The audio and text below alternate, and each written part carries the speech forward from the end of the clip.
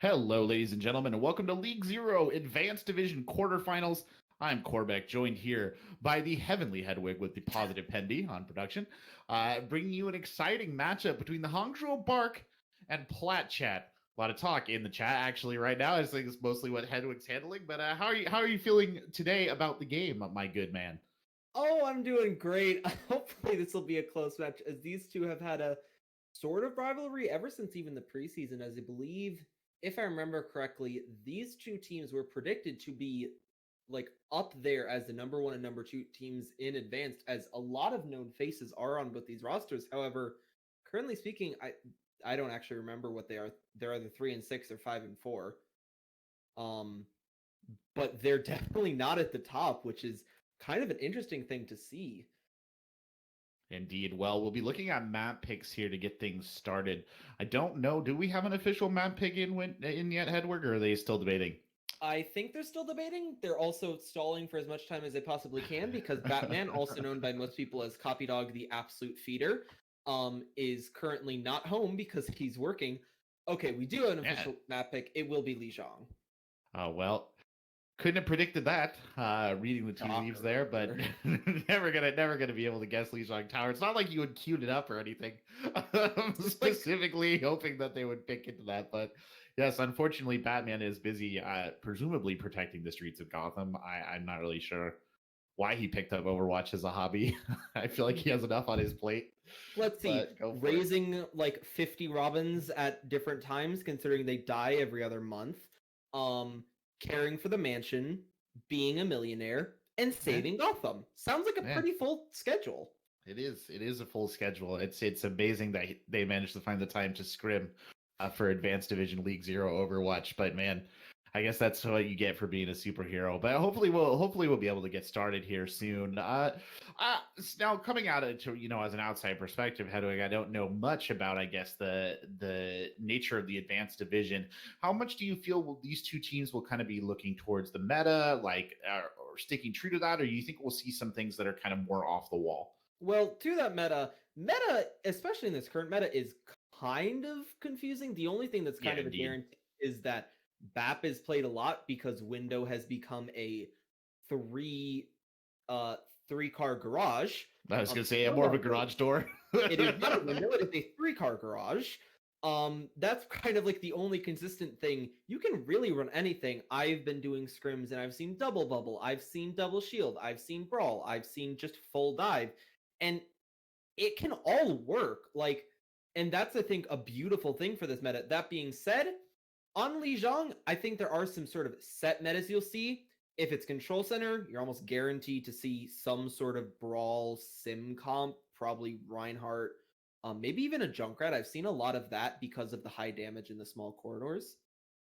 Indeed, yeah. Lijiang Tower, obviously, Control Center lends itself well to Junkrat. You could play a Doomfist in there if you really wanted to. All sorts of high damage heroes. Junkrat, perpetually awful. Perpetually my character that makes me rage the hardest. Actually, that's not true. Doomfist makes me rage the hardest, but I hate Hog. It's either Doomfist or Hog for me. Oh, Doomfist, man. He just comes catapulting in and you're dead. You don't even know what happens. Looks like actually we're gonna get started here. Copy. So Batman has arrived. He just got in somehow. I guess the streets of Gotham are pretty clear. Batman has arrived. He came in through a window while everybody else was looking the other direction. Flew in through a window, kicked Smile out, threw himself in. It's great. It really is good. It's the words that I'm not usually used to hearing on a Overwatch broadcast, but I'll take it 100%. Batman has arrived. Batman actually will be starting off on the Diva, so it looks like teams coming up with this guess at least, but yeah, dive. Looks that way. Tanks, nothing is consistent, obviously, considering, we're in the middle of Gardens, which is probably the most contentious when it comes to meta. It's Oh, well, they want a pause. It's good. Most contentious. You were saying most contentious when it comes to meta. Yeah, it's most contentious when it comes to meta. Dive is sort of prevalent, but oh my god, I'm trying to focus on casting and reading the chat. Fine, you read the chat. It is It is indeed the chat, man, the chat. It is indeed a contentious choice for meta. There's a lot of kind of, I guess, different schools of thought on how you want to play this. Do you want to try and take the engagement slightly off the point with a more dive-oriented comp, try and get picks, draw a team out, or do you just kind of want to hard push it? I've seen all sorts of things. Metro teleportation on with a Reinhardt Zarya to brawl. You see things kind of similar to what we're seeing now with this ball and this diva. And also, ball Sigma is a composition that is getting a lot more traction, funny enough, than I really thought it would, especially at higher tiers. It's not uncommon that you'll see this being played. So it is an interesting composition, relying kind of on the survivability of those two tanks, but pairing it up with, I think pewing it up due to the name there, but pewing it up with a Brig and a Zen is an interesting choice. So you got to have a lot of faith in your Zen if you want to run that.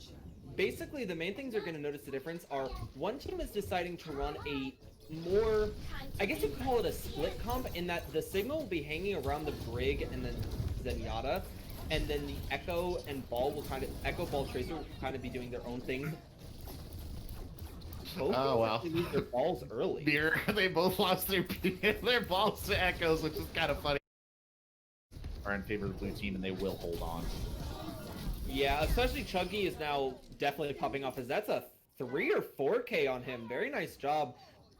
And that's kind of what you see, is that yes, Nova's doing a decent job on holding point on Sigma. The problem is Diva has a lot more survivability than Sigma, if you're thinking about it, because even if Diva's mech breaks, she has another 150 HP and her ultimate's built really fast.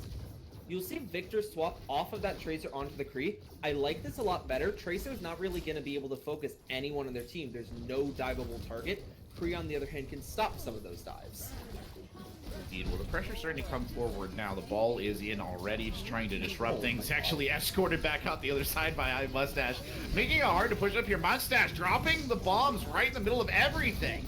They have the cloned ball in as well. That's double ball action right there. What is that? Multi-ball, as they would refer to in pinball. They're trying to push forward. Multi-diva action on the point as well. Tanikby trying to cause some havoc there, and either side really getting the advantage. Of course, the clock just always ticking up in favor of the Bark here. The bomb going in point blank might get someone. No, actually fails to get anyone. Hypnotos gets a shield in the way just in time. Now Hypnotos pops the rally. That'll be enough to get the team surging forward here as Acid gets taken out by Pew Pew. Victor quickly following that up.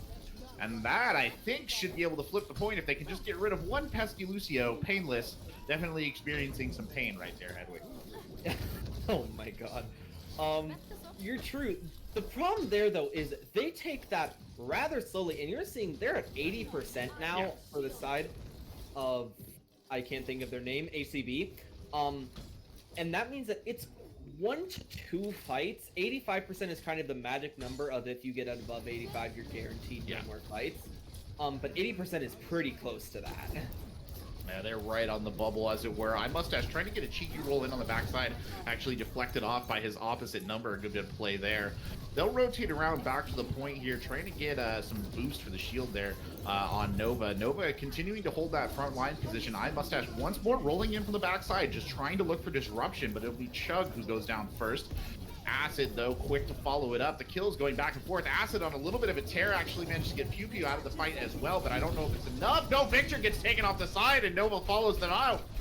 And that, indeed, with Tanikby there, cloned as the Devo, may not be enough to hold on for a significant amount of time. That's actually not a bad bomb placement. Might lose a Diva back to it. Nope, never mind. Manages to get back on. Tanikby coming out of the clone form, still able to stall. That I tell you what, that Echo ult, if you hit it at the right time, can be a hell of a stall ult, depending on what character you clone. Well, I mean, think about it this way. If Echo has 200 HP, she copies a tank and gets, I don't know, another 600 HP, and then she's back to full, so another 200. You could effectively get about, like, 1,000 HP out of that. That's true. Very true indeed. Ball trying to come in for the touch, but you hear the high noon coming out from Victor. Victor having trouble finding targets, but he might be able to escort his team across the bridge relatively safely. The boot did come in there, but it's Chug who dies first. Now they're starting to push forward. The Sigma shield being sacrificed by Nova to clear the mines. Nova nearly going over the edge again. Nova manages to hang on, but iMustache gets a critical kill there on Victor. Tanic B is out as well. That's both DPS down. The Transcendence forced out by Pew Pew here, trying to keep this up. Oh, that's a bomb in by Batman, but no one claimed from it. Again, just being absolute pain on the outside. Not really living up to the name as Painless just harassing. They get Pew Pew down and then back again. That'll be Batman and Painless combining, rotating forward to the point here. Batman coming back in again, scoring big. No wonder the streets of Gotham are so safe with this efficiency, but it's Nova and Victor trying to fight this one back on, and I tell you what, Hedwig, this is not ending anytime soon. This is such a long fight, but it does actually look like somehow, some way, Plat is winning this back. That being said, iMustache manages to kill Tanic, and Gazette dies. This is so back and forth. It's impossible to tell who's actually winning at any given moment. Well, that actually answers it. I think Pew Pew on that Lucio might have just hopped out a window. And when you're that deep into overtime, of course, the time is not there. But yeah, that was a heck of a back and forth fight. Those two balls really kind of dueling it out right there for a good long while. I think a big thing to sort of note there is that if I'm on Plat chat, the biggest threat I'm noticing are Acid and probably Batman. Acid is probably heralded as one of, if not the best DPS in all of Advanced. Hell, he was in contention for being forced up into Expert because of how good he was at the very beginning of the season. He's now in here. Tanic is incredible in his own right, don't get me wrong, but we're not honestly seeing as much of that flashiness that I know Tanic can bring. I wonder if he's maybe going to be able to show some of that on the Junkrat, as, I mean, if you're going to play Junkrat, this is the map for it. Indeed, well, both sides coming out with Junkrats here as they engage tight on server room. You see a brief exchange of spam there, and the end result is that Tanic B gets taken out early on. iMustache doing some quick work there on the Zarya, now starting to push forward. The charge blowing up for iMustache as well. Happy to escort Batman forward. Early gate coming out from Pew Pew, turns around to do a kill on Batman. That team forward here. Painless in the backline actually managed to get Gazette out of the fight early on. Well played there by the Lucio up and behind. Chug getting in on the action as well, slowing the roll. That's Hypnotoss out of the fight. They'll add Tanic back to the casualty list, and that should be the end of that push. See, the problem there is honestly the fact that Tanic died so early. Yes, you managed to trade Batman late, but Tanic is such a heavy source of damage for you. If you don't have that Junkrat, spam, you're not going to be able to beat them. Nova flattened by Batman Shatter right there on the front line. There's nothing the Sigma can do. The coalescence from Knock on Wood basically just escorting the rest of the enemy team back to their spawn door. That was brutal, Henry. That was unfortunate. But yeah, no, I also really don't like the Sigma, if I'm being honest. Zarya is almost crucial in this more brawl style because Sigma, yes, he can eat some stuff, but Zarya bubbles in her high charge is so much spam damage that you're losing with Sigma. Yes, his lift is good, but grab is better in every single circumstance. Indeed, well, Gazette getting hard pressured here by Batman. They're trying to back up and just give some room. It's good shatter out there by Gazette, but not a lot of follow-up. Window coming down, actually at a really good time because he's able to get enough healing in, I think, to preserve his team through most of that grab. The kills starting to rack up now in favor of Plat chat. Oh, even as I say that, though, Acid making a stand on the point. A little bit of 300 action there from the Lucio. And the Junkrat, they'll pop. Painless will pop the sound barrier to keep him in this. He came surging back in, got the sound barrier to escort him through, and just finished off some kills. What a stall effort there by the folks from the Hangzhou Park.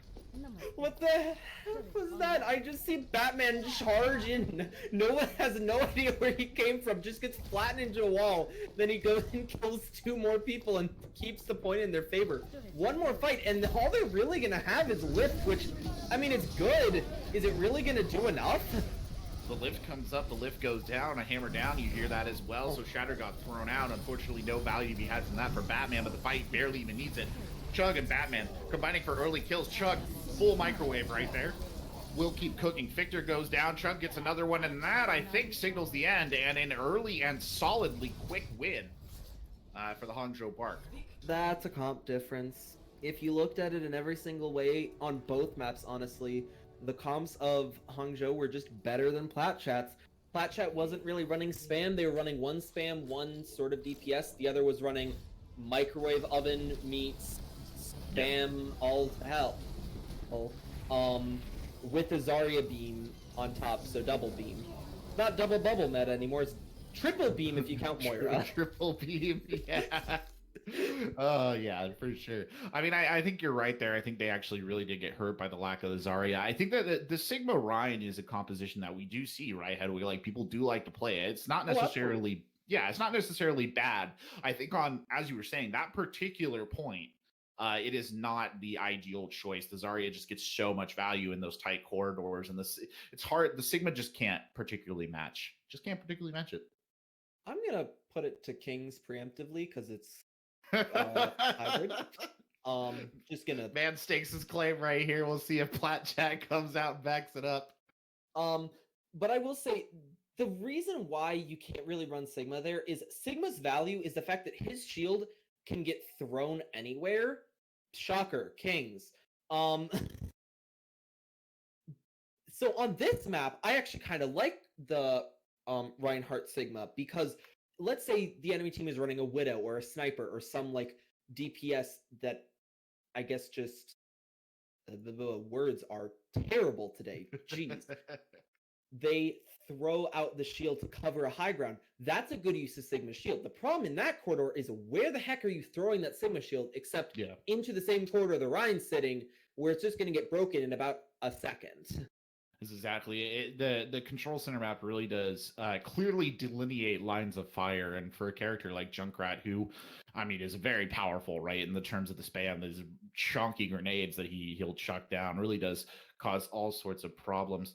Looks like we're getting readies here. It does appear that they will be running King's Row, as you said. Hangzhou Park will be, as probably expected, taking the defense here to start us off, putting Platchat in that attacking slot to get going. One swap, I think, coming down the pipe. It looks like Smile will be brought in for Eye Mustache. Which is interesting that the winning team actually chose to swap up. I wouldn't expect that, but maybe they're just more comfortable on Smile on this map, and that's very possible. The other thing I'll say is that the reason Hangzhou picks defense most likely is that most teams opt for defense because if you can full hold or something, you have a so much easier time of winning. We'll be heading into this map, but what the other option though you have is, let's say you're rolling with momentum and you want to keep that momentum rolling, you can really do that on attack. So if you're pretty confident on your attacks, I have seen teams do that. That being said, it's also Kings and people love defending on Kings. Yeah, very much so. I think generally I would say the agreed upon, right, like strategic decision when it comes to sides is to try and defend first, if you can in most situations. I would say it would be abnormal to go for the attack first, but I think now maybe we're seeing why Smile was brought in for that replacement. Oh, we hate to see that Ryan isn't played on Kings, but unfortunately, you can play him. He's just not as good anymore.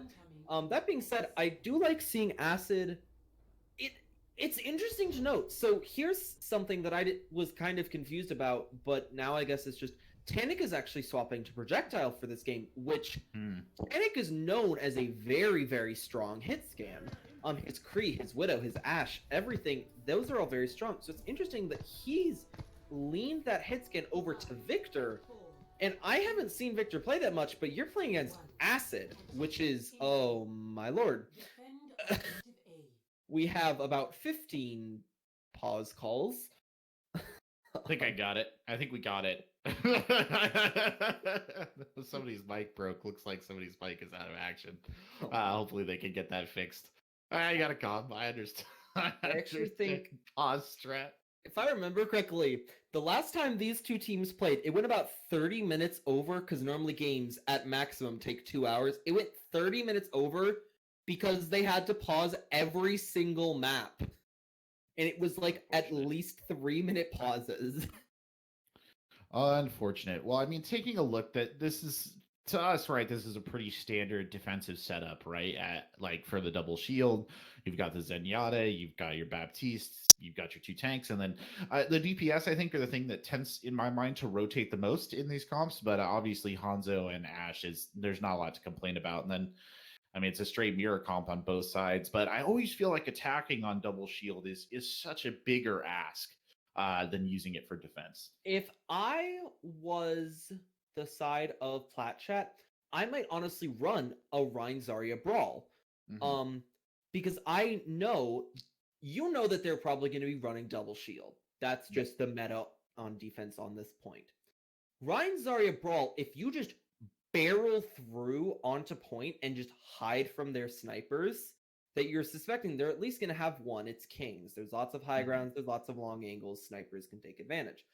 But if you can hide from those sniper angles and just barrel on through either into hotel and all the way behind, or into I don't know what you guys can see, but like the building where Orisa is, the like room underneath her, and then barrel up onto high ground and force them onto point. There are so many options you have if you can run like a rush brawl comp. But you're right, double shield's problem is that it's a slower style, and slower on attack doesn't really work that well. It's true, and you put a lot of pressure on your Orisa. I mean, obviously pressure on the Orisa throughout to kind of be the manager of the double shield, right? But specifically when you're on attack, because it does require the Orisa to have the wherewithal to play aggressively, to know what angles to take with the shield, when to push up, when not to push up. It is, I mean, obviously made tank, we put a lot of demands on them as a position in general, but it can be a little awkward, because the last thing you want to do as an Orisa when your double shield attack is throw your shield down somewhere bad and just watch it disappear in like 10 seconds, less than a second. You're in a very unpleasant position indeed. But the one comp I do see headway that has some success against this, at least in the lower tiers, or that I have seen have success, is the double bubble.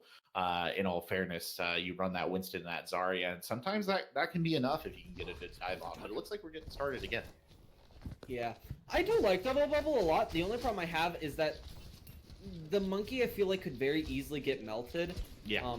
Early Dynamite comes out and will get literally nothing as it's thrown to the far side of the map. I like this hotel take from the offense, though.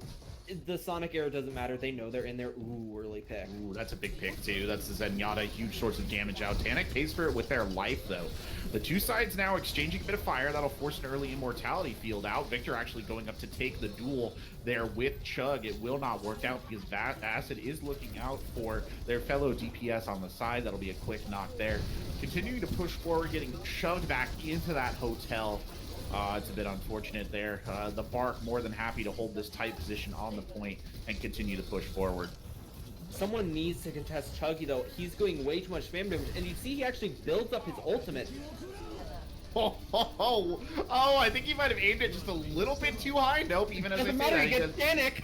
He gets Tanic. Now the kill's starting to trade back and forth. Orisa's traded out here early on. It's Pew Pew, though, on the Zenyatta making the big plays. And somehow, despite Chug's very uncontested position and getting a kill on Victor, the majority of the presence on point is down because the tanks are simply not there. Yeah, Chug actually ends up killing both DPS. The reason Pew Pew gets those kills is because he just throws a right click through the window, breaks the shield with like 2, and then the other 3 all dome a player and they die. Oh, yeah, it's just unfortunate, to be honest. It's a bit of a rough start there. Chug getting caught looking by Tanic. The Hangzhou taking down their opposite number very quickly right there. Nova actually buying a ton of space for the team, but Hedwig, something's amiss. Looks like they're not moving cars. Took them a little bit to notice that the cart wasn't moving, but I do like the backup from the side of Hangzhou. They realize we've lost our Hangzhou. That's a huge source of damage for us, and they're pushing in with a lot of momentum. You want to back up, regroup, take second corner fight. Well, there's the Gravitic coming out early. The Dragon's being thrown in right below that. Will actually get some kills right there. Victor and Tanic combining. Batman and Chug heading to the grave. Smile trying to just hold this corner as best as possible, and you see Knock on Wood actually getting pushed back as well, just trying to take cover behind the Orisa, getting constantly harassed by the Tracer. Knock has nowhere to go but straight into the maw of Nova, who gladly takes them down, and they're just clearing the streets phase. There was a quick little 1v1 with Pew Pew versus Painless, and Pew Pew easily wins it. And I gotta be honest, that was a bit of a misplay from Painless. He didn't build trans fast enough. He was only 80% for that Gravitic, and honestly, he should have had that way faster. Pew Pew had it the fight before that one happened, and that cost them at least 2 players, I think.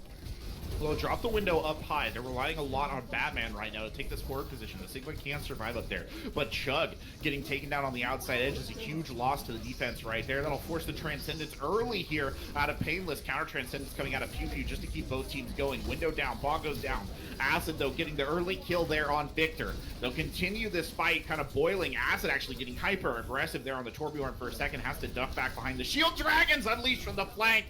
And that'll take Acid. Painless forced out of position is knocked out as well. Immortality Field will come out of knock on wood. Just keeps the team fighting. Still going here. Have not lost yet. The focus fire slowly starting to wear them down, though. Knock on wood doing their absolute best to keep the team up. But Gazed going on an absolute tear with the Sigma cleaning those kills up and securing them the second point.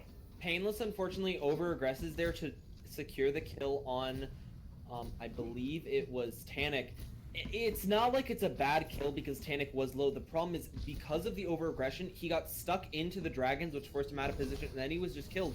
And a Zen is not a trade you want to take for a Hangzhou. Yeah. That being said, King's third is probably the hardest point to take in one of the hardest points to take in the entire game. Yeah, very, very much so. And you actually see the initiation there, using that window, throwing in the molten core, getting all that lava down. The goo, whatever, probably more inappropriate words for a broadcast we could use to describe it, so we won't. But just to start that off right there. Viewers know what we mean. You all, the kids don't know, but we know, you know. Anyway, no, it's one of those things where I feel like they maybe didn't need to use both those ults right there. Maybe, but they also want a guarantee to stop that push, because if they don't, it's going to be a barrel steamroll. They do have stop that momentum. Both teams have lift. If I were defense, I want to use my lift first. Not gonna end up happening. Nope, that'll be lift coming out from the others. Gazette gets lots of value with it because Knock on Wood and Acid are both down early on. That's no turret there for anyone. Chug actually, though, trying to win this one back. Painless getting in on the action as well. And despite that amazing Gravitic to initiate, they'll get pushed right back. Pew almost petulantly taking out their opposing Zenyatta before they pass. Well, it was actually... Well, it looked like Gazed's ult was better. In fact, it was actually Batman's, because Batman got 3 people, both supports and a DPS, and then all Painless had to do was just poke at them and they died. Yeah, indeed, that is all they had to do, but the fight's starting to boil now onto the point, and they're pushing the point forward here, so there has to be a contest. Smile sees that, puts it down, point-blank window, though. Knock on Wood dies to get their window down. Dragons coming through, just splitting the team. That'll force the Transcendence early on out of Painless. Just trying to keep things going. Batman did manage to get the kill there. Pew's Transcendence, not enough to keep their teammate alive. Now Acid gets in on the action as well. They'll just start to push them forward. Tanic needs to be careful. No, gets caught out there. A little bit of accretion for his evening meal. Rock kind of went straight in his face, and his body went flying. That being said, a lot of ults had to come out from both sides. What you're going to have to notice, though, is Painless and Pew, neither of them have Transcendence or Gravitic. That means whoever's Gravitic is better is probably going to win. Indeed, yeah, we'll see who manages to get it first. Batman coming up on it really quickly, also has a fully charged up shield there. Could play the sideline. Knock on Wood going down first again, though, in the fight. And once more, the major source of healing is out of the match. There goes the Gravitic up. Oh, he's rocked out of it. He will not get it off. And there you go. That might be the deciding factor right there, Hedwig, as this fight continues to go forward. The Gravitic coming out from the other side now. Chug, the one who's in most danger, actually gets knocked out of the high ground by Gazed, who was up in midair when he dropped those orbs in. Now the push starting to come forward. They've got the splooge out. It does not quite work there for a half second. Smile getting some kills, Danik B, and well, it's just kind of boiling down into your typical double shield shootout. I think you may have accidentally said its other name. Did I? Oops, whoops. Not acknowledging it, just keep going. Doesn't really matter. I don't think the kids really heard it in the chaos that was that fight, as all it really did was end up killing Nova, but that's all you need, as Gazette fell right after, and if you don't have your tanks, it's going to be very hard to push into a Sigma. And indeed, Batman just putting the pressure down, holding that slightly off angle there. Transcendence coming out very early from Painless, mostly trying to counteract the damage that's coming in. Oh, the Batman! Oh, Batman can't do anything about that. Just watch the dragons eat right through him. Acid getting hit by the dynamite there, not able to push up to the point. His health is so low here. If he's trying to hold on, he won't make it. There's really no one to touch. Somebody's got to touch and push it forward. There we go. Ooh, that was about half a second away from disaster, if I'm honest, Hedwig, for the attackers. Oh, definitely. That being said, though, it was a really nice. Oh, bye, Tannic. I guess Tannic had to leave. Oh, he had to restart. Overall, though, a really nice 3rd-point hold. That was a 4 minutes. 4 minutes is that's nothing to scoff at, if we're being honest. So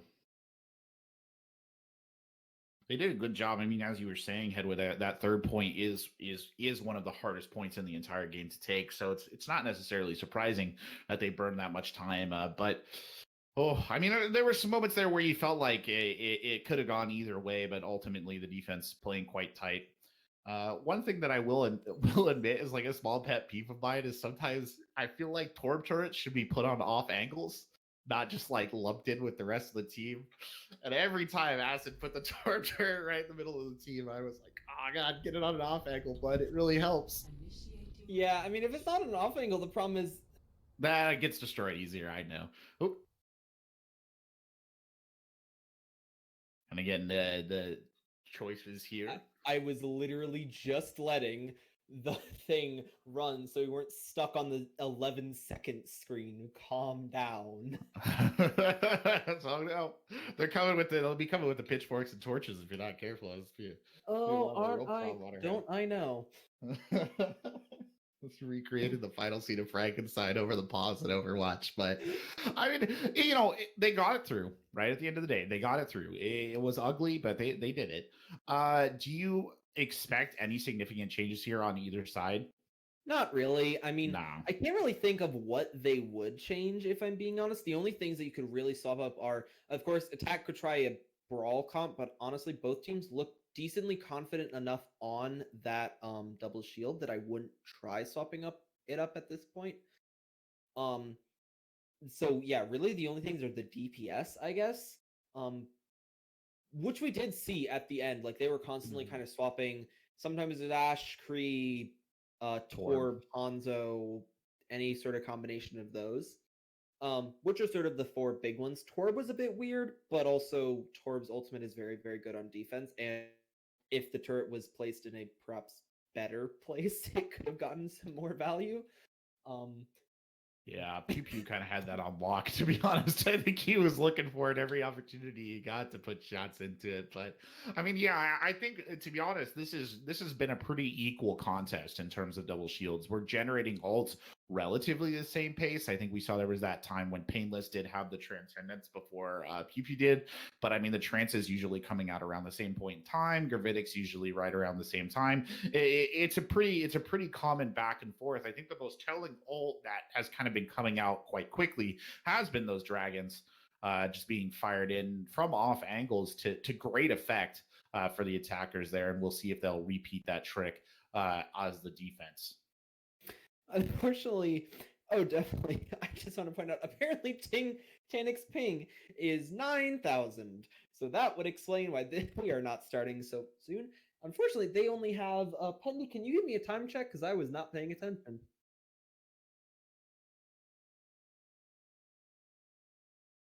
Oh! Oh, I see. Okay.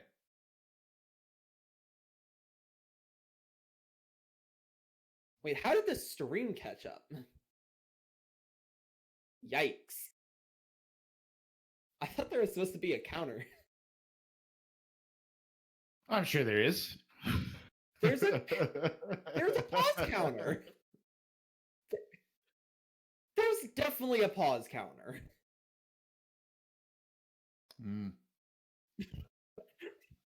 There's never been a pause counter. Hedwig is wrong. This is Pendy speaking. Good night.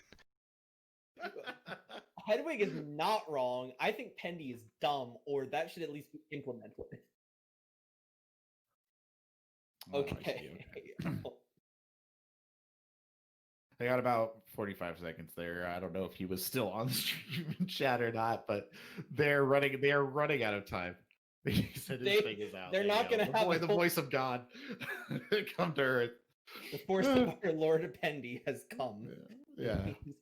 Said his piece back out. But yeah, it's unfortunate here. Looks like they might have managed to get Tannic back in the lobby. That's not Tannic. That's Shun. That's not Tannic. That's Shun. That's no Tannic. Sorry, that's no Tannic. That's Shun. So He's bad rigging. that we had to bring a rule keeper in. Yeah, definitely, ladies and gentlemen, you're getting the nitty-gritty bureaucracy here of a match due to some poor internet. It looks like they're starting again. They don't have a choice. They've run out of time. Yeah, unfortunately, it has been 5 minutes already. I'm not totally up to date on the rules, so I don't actually know what happens in this scenario, but I trust the opinions of my bettors on that particular matter. Basically, they have to play 5v6 until the person rejoins, and if they don't, too bad. Unfortunately. Well, they're now saying they have Tannic back, so I mean, obviously, if we can get Tannic in the lobby, that is preferred. Yeah, until Windows update. Okay. I don't know if I believe that or not, but actually, I kind of do because it would be tragic. God fucking damn it. The other team paused. No, well now we have another 5 minutes to wait. It was very sporting, very sporting of them for the other team to take the pause there and eat up some of their own pause time. Tannic is back. So yes. You don't have 9,000 ping. This is high octane Overwatch at its finest right here. The battle of internet connections. I think Tannic actually did have a Windows restart. Hey man, when Windows wants to restart, Windows wants to restart. As you know, you don't argue with Microsoft. Tannic will be coming back out on the Hangzhou. Interestingly enough, Chug showing McCree here. I don't know if they stick with that or not. You would think that the Ashe would be preferable. I mean, I think McCree has sort of a dual thing. Ashe's ultimate is definitely better. However, McCree is it's hard to say who's better because they're better in different scenarios. Kree is better at shield breaking, but Ashe is better at group damage because of the dynamite. Yeah. Ultimate-wise, Ashe definitely has the advantage, though, because Kree Ultimate is literally just a reload. Yep, suicide ult. It's a suicide ult, or you use it to reload. So it's trying to push forward here. They'll hold up in the hotel as well. They are running this double shield comp where you have kind of the Rhine, that's Batman, as your off tank, and he'll actually initiate the conflict here. Batman just goes in, starts swinging, and he pays for that quite spectacularly with Gazette just slamming some damage right into his face. Victor there taking out the opposite number, probably trying to settle that Ashe McCree debate for us, and that'll see the rest of the team. Well, Hangzhou Park's going to reset. Unfortunately, it appears that Batman decided the smartest thing was not to hold up his shield, but instead try and swing into the full team. Fun fact, that's not going to work. He wanted those updates. He wanted that experimental patch. He forgot. He was playing regular.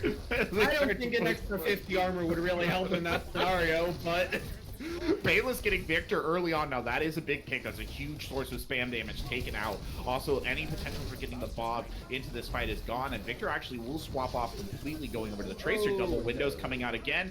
As we see, double windows, a very common event here. Painless getting kills, Chug contributing as well. Lots of damage coming in on both sides. Chug and Painless just clearing the decks right there, taking full advantage of the Baptiste window. Pew Pew at the bitter end takes Painless out. I watched as Nova peeked for about half a second. He threw his shield down and then dead. He was so fast.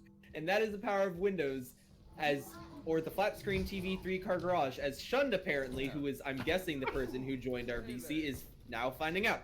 Welcome to Overwatch, Shunned. Hello. We have flat screen TVs for Windows, and they're way too strong. Ma'am, I didn't want to interrupt, but like this, I haven't played Overwatch in a hot minute because my life is falling apart. But this is the first time I've seen it in game, and oh god, Jeff, what is this? What is this? Dragon's coming out on both sides there, just chopping things up across the point, but no real value to be had. It's Pew Pew who gets the initiating kill.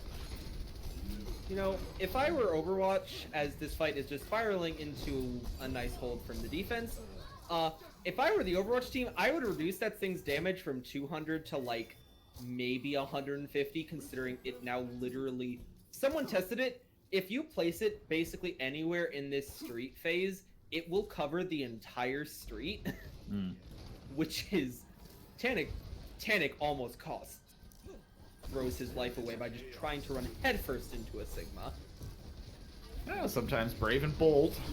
You gotta be. Acid actually getting a pick right there. Takes Nova out of the action to start. Batman now comes forward, drops the Gravitics in, plays very tight around the corner. That will force the Immortality field out from the instant toss, but it will do them absolutely no good. The attackers breaking right through there. Victor does have Pulse Bomb up on the high ground, but I assume Hedwig that not gonna drop it. Never mind. Or he's gonna drop it and get no one because, you know, Baptiste has... Why did they make Baptiste a character? Oh, Why did they give a character an ultimate level ability in Immortality Field and then gave him a giant flat screen TV and also really good healing? Why did they think that was a good idea? Far be it from me to give you the answer to that one, because I don't really know, but pushing up to the corner here is Smile actually already taking a pretty healthy portion there of this third point. And no contest really coming out from the other side. They're going to let him push all the way up here. Gravitic will come out eventually. The accretion going right by. There's a window combined with a high noon. Will actually get one pick in there for half a second. You see Victor still on the outside edge, probably wishing they had the pulse bomb back, trying to go in, dart into the back line, just get something off, countered out quite hard. Nova going down quickly as well. Now things are starting to look a little grim here for the attackers. They will fall back, giving plenty of space on there. Yeah. I mean, one of the things that makes this point so hard is that there's such a heavy defender spawn advantage. Like, the defenders will get back so much faster, it's not even funny. That being said, they have to use a lot of ultimates there. Smile didn't have to pop his. The only ultimate on the other sides are going to be their DPS ultimates, and I mean, both of them are okay, especially the Hangzhou dragons, but Lamp counters both of them. Well, good dragons here could make a big difference if they don't really give Hypnotoss the time to get that lamp out. Pushing him into the corner here, it's actually Tanic who unleashes the shot. There it goes. Big damage from Tanic. Gets 3, actually, as those dragons pass through. They will rip the beating heart out of the attackers right there and send them flying back. So much for Immortality Field. I'm going to give so much credit, though, there to Victor. The only reason 2 of those kills happened is because Victor threw his pulse bomb to kill that Immortality Field. I don't know if that was a planned combo or if it just happened to work out that way, but it was really nicely done. As now, you're looking at this, Gazed, Hypnotoss, they're both going to have their ultimates. Pewpew's going to build his up mid-fight. This is a more even fight, and for defenders, even fights pretty much always favor them. What's a big long rotate here from the attackers going all the way around to try and take this flank position on the left or the right, depending on which side you're looking at it from. Window coming out early on there. Counter window, Gravitic up as well. Chug will die early. The drop coming in, not enough value coming in from either side. There are some kills. The attackers, unfortunately, just do not have the health or the manpower to continue this. The Gravitic coming in, aimed primarily at the 2 supports. They'll throw a dragon into the supports as well. But you really want those 2 support players dead. It takes Batman coming up to finish Hypnotoss. In the meantime, the entire enemy team resets the line behind him and finishes the Sigma off. Yeah, that's the problem, is that, yeah, you kill the supports, your entire team dies while those supports are dying as you chuck 2 freaking ultimates at them. Yeah, I don't know. I think the dragon was maybe a little bit unnecessary, if we're being honest. I mean, if I was being honest, I would throw the dragon into the little mini room, as there were 2 people just chilling in there that it would have killed. Well, maybe the wind was up them. They wanted those kills. It didn't quite manifest. Batman now trying to come forward. The Rock actually sails past Batman and whips right into the face of Smile. That'll be a high noon coming up there. Pulse Bomb gets the Immortality Field again. Still, the Transcendence did actually come out right there from Painless, just keeping his team alive. That, of course, will precipitate the Dragons coming right down the gut. Smile goes down. Acid goes down. Wow, the kills flying in fast and furious for the defenders, and this push is almost definitely over. Oh, and it was a push they didn't want to lose. Let's be honest. That was a really bad miscommunication between Nock and Painless. Painless pops the maintenance to keep himself alive because he didn't realize the immortality field had come out, which means they're not going to have transcendence for that lift. That's going to be huge because Pew Pew does, which means Batman's lift isn't going to get nearly as much as Gazette's is. Batman will have the lift. They will have Orisa Bongos here as they push up as well. Gazette does have his ult, but he also 2 support ults backing him up, as you said. There comes the window early on. Smile can't even blink before they're taken out of action, and then the damage coming in from the rest of the team just escorts them back. They only have 10 seconds, though. They do not have enough time for the battle cow to get back into action, so they will rely on Smile coming back on the ball to get them through contest. Batman takes him up, takes him down. Immortality Field comes out quickly from Hypnotoss. That'll get the Transcendence out of Pew Pew as well. Acid now getting a pick in. The Counter Flux coming in. There is no Transcendence for that on their side. Payless can do nothing but die. Kill feed starting to look more and more red, though Acid does pop Molten Core, and that was enough to get them through to the point. Victor's standing on top of the cart, but they weren't there to touch when they needed it. And unfortunately, that does mean we're going to be going to another round, or fortunately, depending if you like Kings, which I personally do. That was such a messy fight. It started out really well for the defense. They killed Smile almost instantaneously. The problem is they popped both the portals so early that the late ultimates that came through from the side of, I believe it was, oh god, I'm completely blanking who was attacking and who was defending there. We'll say the attackers, because I completely forgot. Those ultimates got so much more value. The Molten Core, I think there was a really late Dragons, I want to say, and some other things. Like, those got so much more value because the support ults and the Immortality Field were used so much earlier. Yeah, indeed. I couldn't agree with that more. It was just unfortunate too. I mean, Painless had the did not have the Transcendence when the team desperately needed it, despite generating it so quickly throughout the night. Couldn't really do anything, like I said, when he got lifted up, but just kind of go down. And really, honestly, I did not think that they were going to win that. If I'm being completely truthful, the minute that Smile just got eliminated. That initial push with 10 seconds left, I was like, well, we're done here. I was like, oh, this is going to go to a nice 1-1, but no. And now we have the possibility of a draw, which would make this even more complicated. Well, the fight continues apace. You see an Accretion comes sailing through the middle of the point. Smile takes, I think, maybe a little taste of that rock, but not enough to cause any significant harm. The Orisa now backing up, rotating towards the side of the Alderwood, but the team actually splitting here. They're leaving their 2 tanks to cross this dangerous area in the midst of a lot of firepower. Now they're playing up inside the hotel. Oh, no, Knock on wood coming out and around. I'm not really sure what the Baptiste is doing. They've just given up a tick on the point, I will tell you that. Now they come around the outside edge. Smile trying to get the shield down. One hold that takes a ton of damage there, right to the front of the Orisa. It's Batman that goes down first. They're losing the point here. Smile has to come forward, has to hold the line, has the touch. Windows coming up on both sides. The kills trading back and forth, fast and furious. Neither side really establishing dominance, but slowly but surely. Oh, I think it's just Acid left to hold it. And that was one hell of a fight. That was a knock him down, drag him out, last man standing sort of fight there on the point. It literally ended in a 2v1. And honestly, if Acid had have hit maybe one more shot on court, it could have gone different. It could have been 1v1. To be honest, that was crazy. That was so crazy. They had to do so many things just to win that. Ultimates just came out so early on that. I don't know how they came out so early, but they did. Now they're going to be pushing through second phase, and you're probably not going to see a hold here. No one ever holds second. I've seen it like once.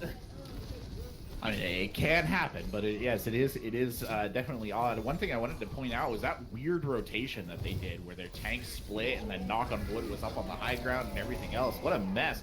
Not that much mistake here, though. The Molten Core coming out early on will actually force PP's Transcendence out early. Transcendence coming out from Painless as well. The same tail we've been seeing for most of the night.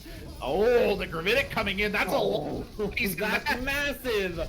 Go down and up as quick as you please. Acid can't do anything but watch as Victor comes in and just sweeps their way through the team. A 4K there for the Echo player, making, I think, a 5K on the back of that one. Not entirely sure my math is correct, but I'm pretty sure that was 5 kills. I wasn't paying enough to the kill cam. I was just in awe of the fact that Gazed managed to hit 6 players with his ultimate. That was a fat Gravitic. That was a good one. If you want a good Gravitic, just watch that. Coming onto this though, I do give the offense a... Oh, goodbye. I give the offense a pretty good chance of taking this. Well, the window's coming out early on. That'll force the high noon out from Chug. Pretty good.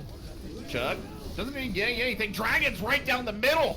Oh no, that'll force him back into an awkward defensive position there. Batman trying to hold forward here. Batman actually managed to get the pick on Pew Pew. That'll allow Smile to come forward. Smile doing a great job of holding the line, and that will end the attack in a very abrupt fashion. Yep, I mean, they just popped window. That's how it goes. They popped window, and they won. Shocker. Yeah, window looking more powerful by the day. It is true. Sorry, there was the window, and then there was a Gravitic that hit 3 people. Yeah. That being said, though, a very good attack. I would be completely happy with that if I was Plat chat. Because now they have 100%. Now they have a minute, and they just need to hold first or second point. Yeah, easily doable too. I mean, obviously we know that from experience. We'll see kind of what they want to run.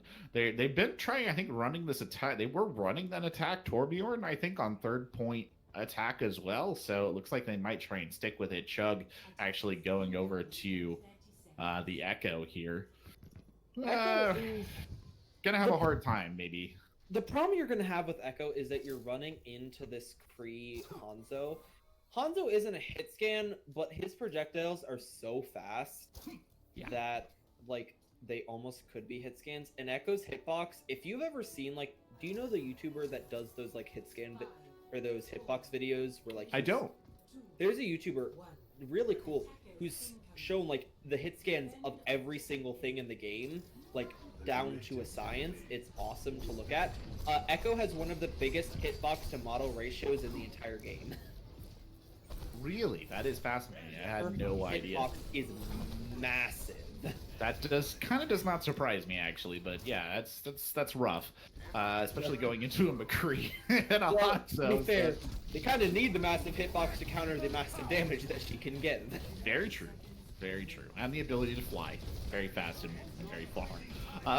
Anyway, coming on to the point now, and it's a bit of just an awkward sort of disrupted attack from the Hangzhou Bark. They're spread out all over the ground.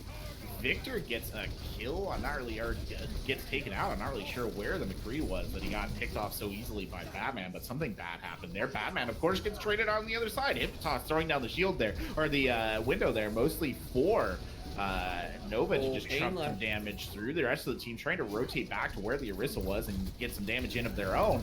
Then on the sideline, Chug is brutally shot down. The anti-aircraft fire right there, and I think that they managed to hold this and bring the series up to a 1-1 after a wild King's Row. That was a long King's Row, especially after that first map. Going to that after that first map, I was thinking, okay, this might be sort of close, but like Hangzhou's probably gonna like 3-1 this or something. But I don't know. That was a really close map, and maybe all they needed is just not to run wrong comps, which, you know, does make sense. Yeah, that was actually a really close match. I said that, I think, when we were about halfway through. Just the ults were coming in so, like, about the same point in time. 11 amplification matrices. Or sorry, matrices? I don't know what the right word is, but... They are nerfing that thing. Good God. I think they made it cost more, and they they 15% more. And they changed something else about that. They did, and I cannot remember what it was, but yes, they did change something else, and they upped the charge on the ult to 15%, specifically because they said that given how powerful the ult now was, it was being generated too quickly, which is true, because originally they reduced the cost specifically for the opposite reason, which they felt the ult was too weak, right? And then they continued to tinker with it. Really wish I could remember what the other change was, but that's okay. I'm looking at it right now because I'm really curious. His health is down. He's now a 150 HP. Oh, really? Yep. Oh. The other things... I don't know how I feel about that, actually. Reinhardt now does more damage, and Diva's now 300. Right, yeah. Rialto. Thank you so much for pointing that out.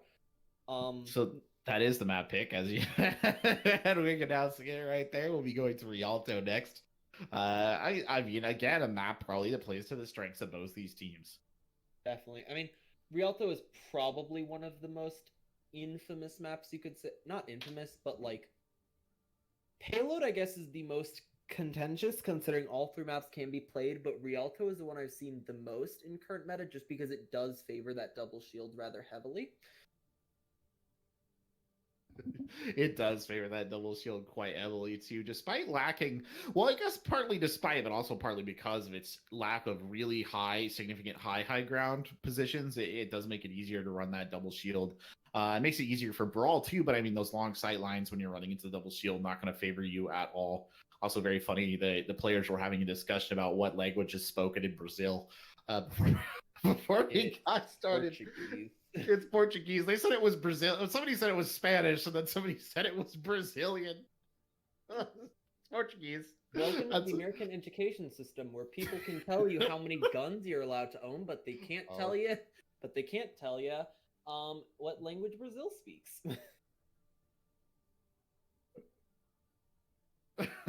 Portuguese. It is Portuguese, the official Welcome language. to the American schooling system, Pendy. Pendy, Fun are you fact. American? I forget. Oh, we're having a spirited discussion about the American education system. This is why you keep coming back to League Zero, folks. Fun fact, actually, by the way, I don't even remember how I know this, but I think something like 18% of Brazil's Portuguese population doesn't actually speak Portuguese. They don't. But it is still the official language. Anyway, the more you know. We need that that banner right there. So it looks like we're coming into Rialto. I think we can both agree that we should see double shield from both these teams again, wouldn't you say? I'd agree. It was the comp they both looked the most confident on and the comp that they were the closest on. That being said, if one team decides to swap it up to something that's really wonky, I wouldn't be mad if it works. I'll be mad if it doesn't work because that means that you didn't practice it enough. Because there are two options for it not working. You didn't practice it enough and didn't realize that it doesn't work, or you practiced it enough to realize it didn't work and decided to run it anyways. Yeah, that is fair. I mean, I think the only thing that I could see them trying to run is maybe a ball.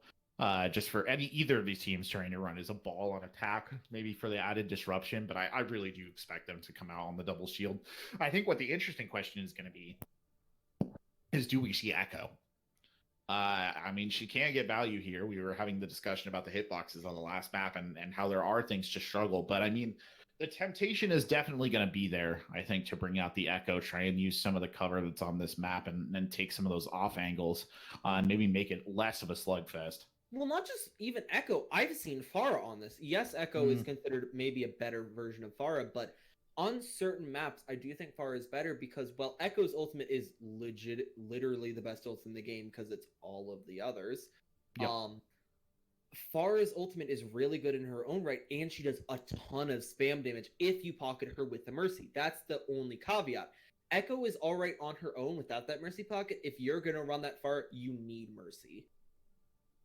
That is a very valid point. You do need the pocket Mercy, especially if you're going to be running into the double shield with a lot of spam damage, a hit scan in there. It's really hard to play that far unaccompanied. I don't know. I think honestly, if I'm being honest with you, I don't think we're gonna see either of them. I don't think we'll see an Echo. I don't think we'll see a Pharah, but it does make for interesting speculation as we wait for the teams to get the ready up here. Plat chat was ready, and then they decided they weren't ready for some reason, which sounds like the most Plat chat thing in the history of existence. Science jokes in the chat. We don't know what language the Brazil speaks, but we do know that if acid, that acid is the opposite of basic. Basic. Which is, I'm gonna be honest, like I haven't seen much like science flavored, chemistry flavored trash talk, but that's pretty good. That's a good one. I'll remember that. I like that one. I'll give you props for that one. I'm not. I was about to ask you what is time. How much time do they have left? I was thinking that because I was like, didn't we stop this at like 9? like 858 or something. All right, well, pretty soon they're gonna have to go into this map. R from Hangzhou, still waiting on that Plat shot. R. I'm gonna assume it's been 30 seconds because I'm impatient and we are going into the map, ladies and gentlemen. That's fine. they don't get a choice here. Choice is an illusion anyway. We could get into that if we want, but I don't think we need to. This is not going to be theoretical discussions with Hedwig and Korbeck.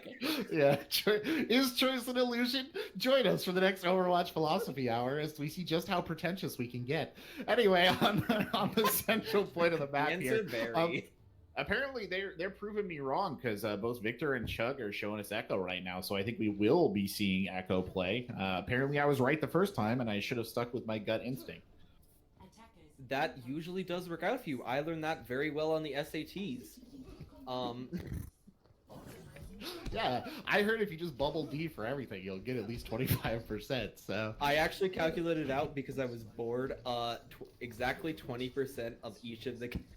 Since there were 5 options, I bubbled, I checked, and it does work out that mathematically speaking, every option is roughly 20% of the answers. Well, there you go. It's been a long time since I even thought about the word SATs, if I'm being honest. I'm not going to say how long, because I don't think the stream needs to know that, but it's been a while. The shield coming out here for the initial push gets put a little bit far back. I'm not sure if that was actually meant to be on the payload or not, but Batman, more than happy to take that kind of point position, the entry fragger, if you will, of this particular combination. Dare I combine the lingo of 2 different games, but unfortunately there will be no protection for Smile, who gets caught looking by Victor and is absolutely demolished. A play on the high ground there that's actually acid on the soldier, just trying to cause a little bit of havoc, use that sprint to the best of their abilities. Can't really seem to get much going with it though, Hedwig. Not really. I mean, in all honesty, I don't like the soldier. I don't think it's going to be enough damage. The soldier changes when they came through were seen as a very good thing, and they still are. I think they make soldier more viable. The problem is he's just not as much damage as an Asher or Kree.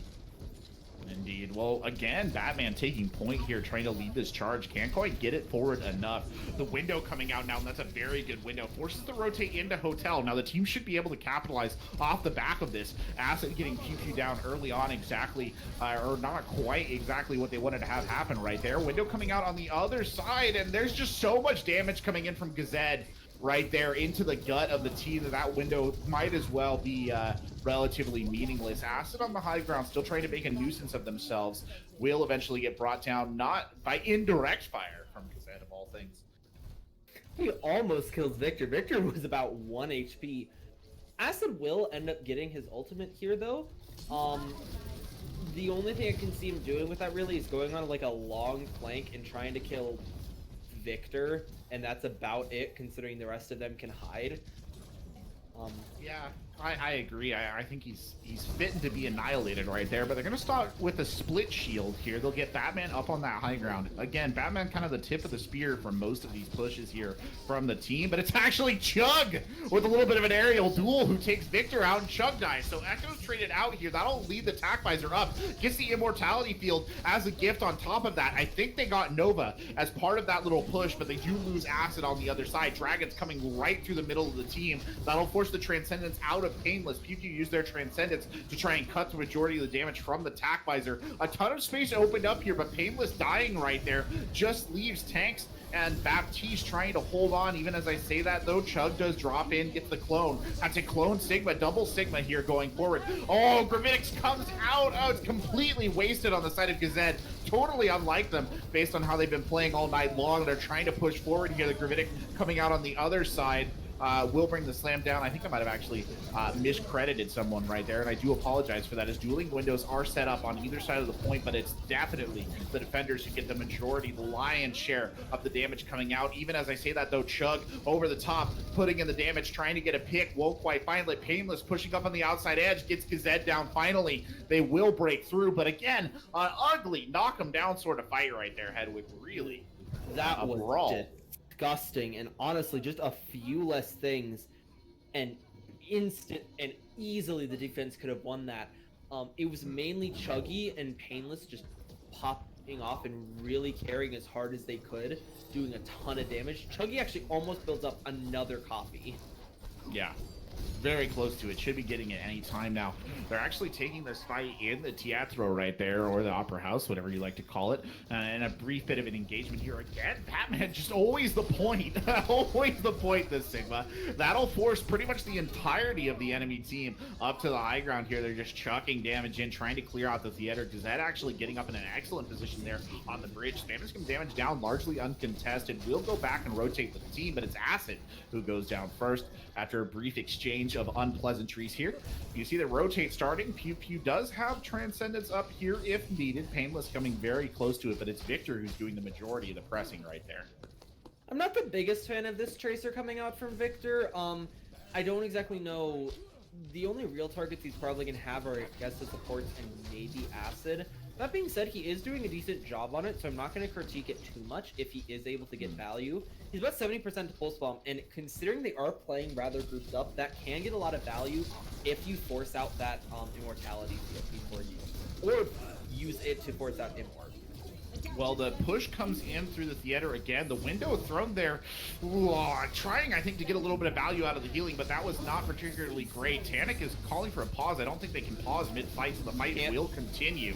Oh, good Gravitic, chunky Gravitic coming out from Batman right there. That'll let them push up through the shield. Batman actually gets the Sigma shield out in front of the enemy team, completely denies the value of that window, and there is the pause, finally.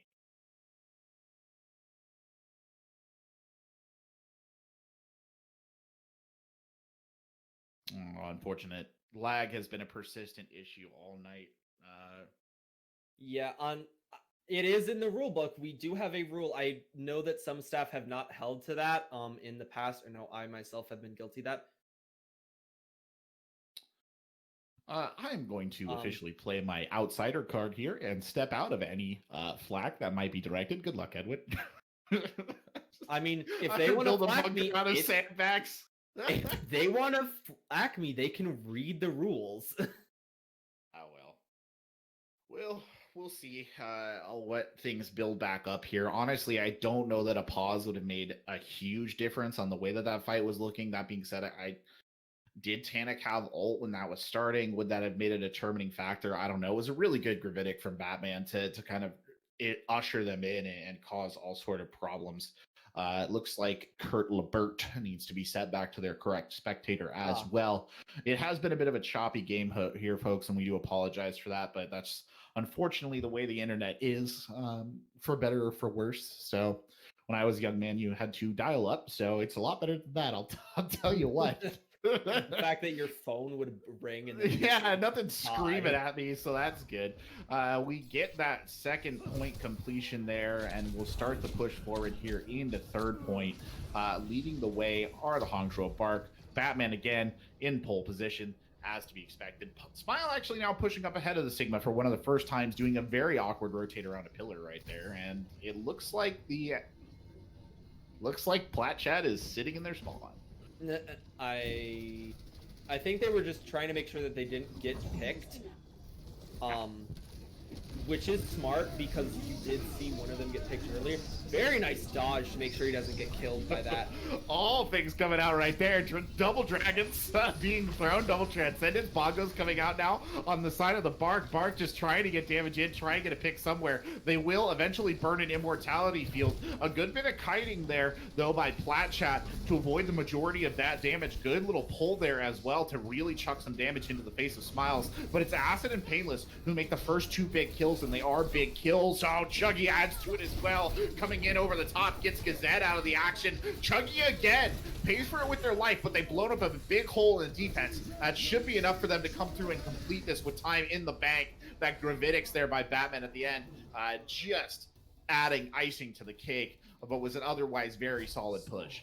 Just a small thing I want to add and just compliment Smile on. Victor was hard pressuring Painless in the back line, and he was actually throwing the sticky. Smile walks in front of him and stops him from dying to it's a small thing, but it did make a bit of a difference because that's Zenyatta, that's Discords, and a huge portion of your damage that you're keeping because you keep him alive. Interesting. It was a good play. Good play from Smiles. What you want to see out of your main tank, that kind of heads up play cannot be underestimated at all. We'll see what they come out with here on the attack. Obviously, Tanic has been having a rough go of it due to the internet issues. We'll stick with that. Hangzhou. Gazed, I'm assuming, is going to be a Sigma. Would be surprised if they weren't a Sigma, considering how well Gazed is doing. And I should apologize. I think I said that Gazed used a Gravitic, didn't get any value of it. I actually think that was Chug or Chuggy on the that was club. Gazed. It was Gazed. But there was another one.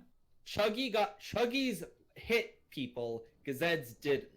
Okay, all right. I was very confused when there were 3 Sigmas all fluxing at the same time. Or close to it, you know what I mean? They're all, so whatever he shouts in, I assume Dutch. I don't remember. Was too much going on right there sometimes, I tell you what. It's all the flashing colors. I don't even remember what. Early kill on Painless. Oh! Painless gets wrecked right there at the beginning. No other word for it. Smile gets wrecked as well. Catches the rock to the face. And a vengeful, ravaging force of nature style push here from Plat Chat to blow right past the 2 corners of death and out into the open. Unfortunately, they are... Ooh, almost. I muted myself there for a second. They are going to get another fight here, but that is not where... This is not the place you want to be holding. You'd much rather be holding at that first corner. Indeed, it's a flex. Oh, good pull Brock right there doing serious work. That shield basically only lives for about half a second, but it is Tanic who dies first this time. Trading back out, though, taking Batman out of the fight. Batman, a huge part of the defense and offense for this team. That'll actually prompt the window and the immortality field, both coming out from Knock on Wood. They're just going to use that to basically stall the attackers out for half a second. Nova takes too long of a peek there, gets destroyed by Painless. Victor tries to return the favor, but definitely one pick a little bit more impactful than the other. That being said, Gazette still trying to hold the front line. Smile goes down. Of course, the respawn advantage is favoring the defenders right now, and you should see their tanks coming back in on the action a lot faster, but not if Tanic has anything to say about it. Tanic and Victor combining for some big kills. Pew Pew even getting in on the action, and it's all death on the point, and they'll take first point and push on to the second. That was a very fast first point take. Very impressive on their side. Honestly, it was those picks at the beginning, and they just came out, and it was just absolute hammer blows, and the whole team just kind of reeled. They didn't know what to do. I mean, once you get those 2 picks at the beginning, like, holding that under that bridge can be extremely difficult. There goes Kurt. I think Kurt is having internet troubles of his own. These teams are not good when it comes to their connections, are they? No, unfortunately they aren't. Bob actually getting thrown in a bit of an awkward position here on the back line, doing some good damage, kind of playing up and around that lip. Nobody really pushing the cart right now, though, and we'll actually see both the Bob getting taken out of action. There was kind of a scuffle in the Opera House, but Painless doing some work catching Victor, lurking on the outside edge as Ash won't get any value from that wide off-angle flank. Overall, this is a good place to hold, and ultimate-wise, they are definitely... never mind. I did not see that there were, like, 3 ultimates coming up. This is gonna be another SmackDown fight, I'm betting. There are not gonna be many people alive after this one. The Opera House again turned into a scene of utter violence here. Worthy of the Goddamn Room right there, and you'll see some shots coming in. Oh, Dragons right down the flank! Oh, Painless could not pop the Transcendence fast enough. Unfortunately, that means that both Batman and Smile are relegated to low ground, and they will choose to stay there. They'll actually rotate up underneath the Bridge of Death and try and hold that. A good Dynamite coming in, counter Gravitic coming out for the Gravitic, and that's probably the highest that Batman has ever been as Sigma on this point, right up into the air there. Victor doing work on everything that isn't necessarily an opponent, so they will stop Chuggy's attempt at an alt-right dead quick there. Now Victor and Nova combining for some kills, allowing the team to get forward. It's a very good bongo there, actually, from Nova, placed perfectly around the corner that will allow them to push through this bridge. And a very scared Smile is getting herded towards death. Not a primitive man herding a mammoth over the edge of a cliff. if I'm being honest. I was watching Smile's perspective, and he was like hiding up top, just hoping they wouldn't notice. And then Bap just walked up, stared at him for a second, and started killing him. I don't really know. Oh, Batman starts things off by taking Gazette right out of the action. The Bongo actually coming down from Smile, who's decided that they're going to duel with Bob in the back line. A little bit of robot violence for you right there. BattleBots, unfortunately, despite the fact that Smile did get it, BattleBots does not go in favor of the team because they'll lose second point now. They're defending the big doors on third. Yeah, but this is probably, when I said Kings was the hardest, I forgot this point existed. If you want to talk about probably one of the hardest points to cap in existence, it's gonna be this one, as long as you can stop momentum. If you can't stop momentum, it's not that hard. The second momentum stops though, good luck. Yeah, I agree with you 100%. This one can be an absolute bear, and they'll actually get the Immortality Field and the window early. Immortality Field from Hypnotoss was riding the cart there. Nobody else on the team, unfortunately, able to go with it. As the two supports actually contributing some kills, Chuggy finally decides they'll get on the action as well. Gazette, who was cut off from the rest of the team, an easy pickup right there, and that's at least one push stifled. 2 minutes, 39 seconds on the clock. That was really unfortunate. I saw Gazette see the fear of God on that Sigma's face. He's staring at a window. He gets rocked and is just stuck in the middle of point. No one, no nothing, and somehow lives for a little bit longer. Sigma might be crazy, but he's not that crazy. Just come forward here. Flux goes up, Dragons comes out. But it'll be, I think, the Flux that's the deciding factor there. Tanic going down early on. The Transcendence coming out just a half a second too late from Pew Pew will allow the team to continue to try this push if they so wish. And Painless was way out of position up there. I'm not sure what the Zenyatta was doing on that point, actually. Chuggy here cloning a Sigma, maybe trying to work up to an ultimate, very close to getting a Gravitics of their own, nearly there. Will they have it? No, switch back, and that's a sad bit of play there as the Echo almost flies back into another Gravitic. I think Nova on the front line doing the majority of the killing. The window comes out. It's far too little too late from Knock on Wood, and the cart now rounds the corner, but the time bank no longer in their favor. They will not complete with less or with more time. Yeah, that being said, they are probably going to complete this. It's going to be kind of hard for them to touch. They are going to get it.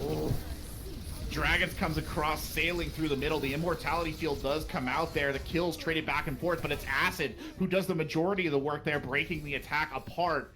And now they'll force a reset. Tanic be the only survivor, just taking pot shots from the outside edge. Yeah, and now it's going to be 1 minute 3 seconds. Now, the beauty of Escort is that no matter how much time you cap with, you're always going to get a second round. Doesn't matter if it's 0 seconds or full seconds. And there's the pause. Oh, great. It happened before a fight this time, so I can pause. Yeah, you can pause. That is good. Somebody needs to take their foot off the lag switch. Clearly, I don't know what else is going on. I'm just joking. Plat Chat is infamous for having some of the worst internet in the entire game. All right, we're waiting here. They've sacrificed Chrome to the gods of Canadian internet for hope, but it's not coming through. We'll see here as we wait for what comes forward. Nova looking for Tanic to get back in. Tanic, looks like Tanic is giving the R. Looks like they're giving the R, so we can get started here. Hopefully. A little bit of an argument going on. That's okay, as per usual. It wouldn't be Overwatch without a discussion of rules, as is tradition. Feels more like a D&D table sometimes.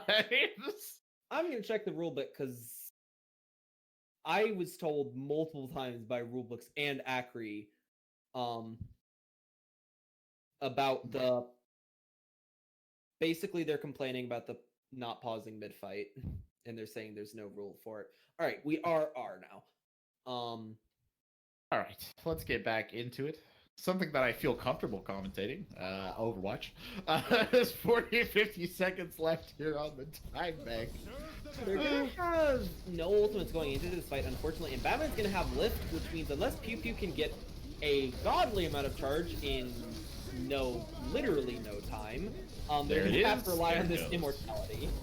The immortality does the work there. It does keep them up. Of course, the immortality is completely burned. Few people might be able to get the transcendence for later on in this fight, and they might need it, but unfortunately, Tanakby caught looking there again. I think was trying to take an off angle. It didn't quite work out. Now the push will start to come forward. Gazed throwing some orbs in there. Can't quite manage to make anything stick. They do force the immortality field out of Knock on Wood, but Knock on Wood has a window as well. Windows coming out on both sides. Now the exchange of windows, or the exchange of garage doors, has become part and parcel of the dance of Overwatch right now, but it's Acid who's doing the majority of the work, taking a brutal off angle there on the Hangzhou, coming in behind, going for another pick. Hypnotoss taken out as well. Now he'll go straight into the face of the tanks. He's got a point blank dragons. Anyone's coming back from spawn. Acid doing huge work on the Hangzhou will break the back of the attack and secure a win for the Hangzhou Bark.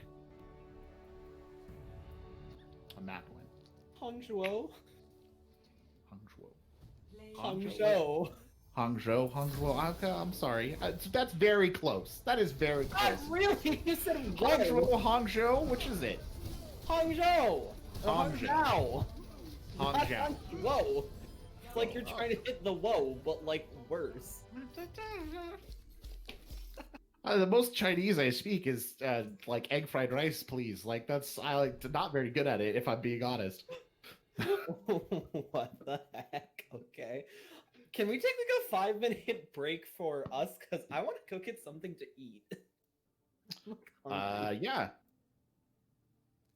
All right, ladies and gentlemen. Yeah, we will be taking a quick break here before we get back in. It's an exciting match though, 2-1 now. The fight's still going. Don't turn away. Plenty more good Overwatch action to come.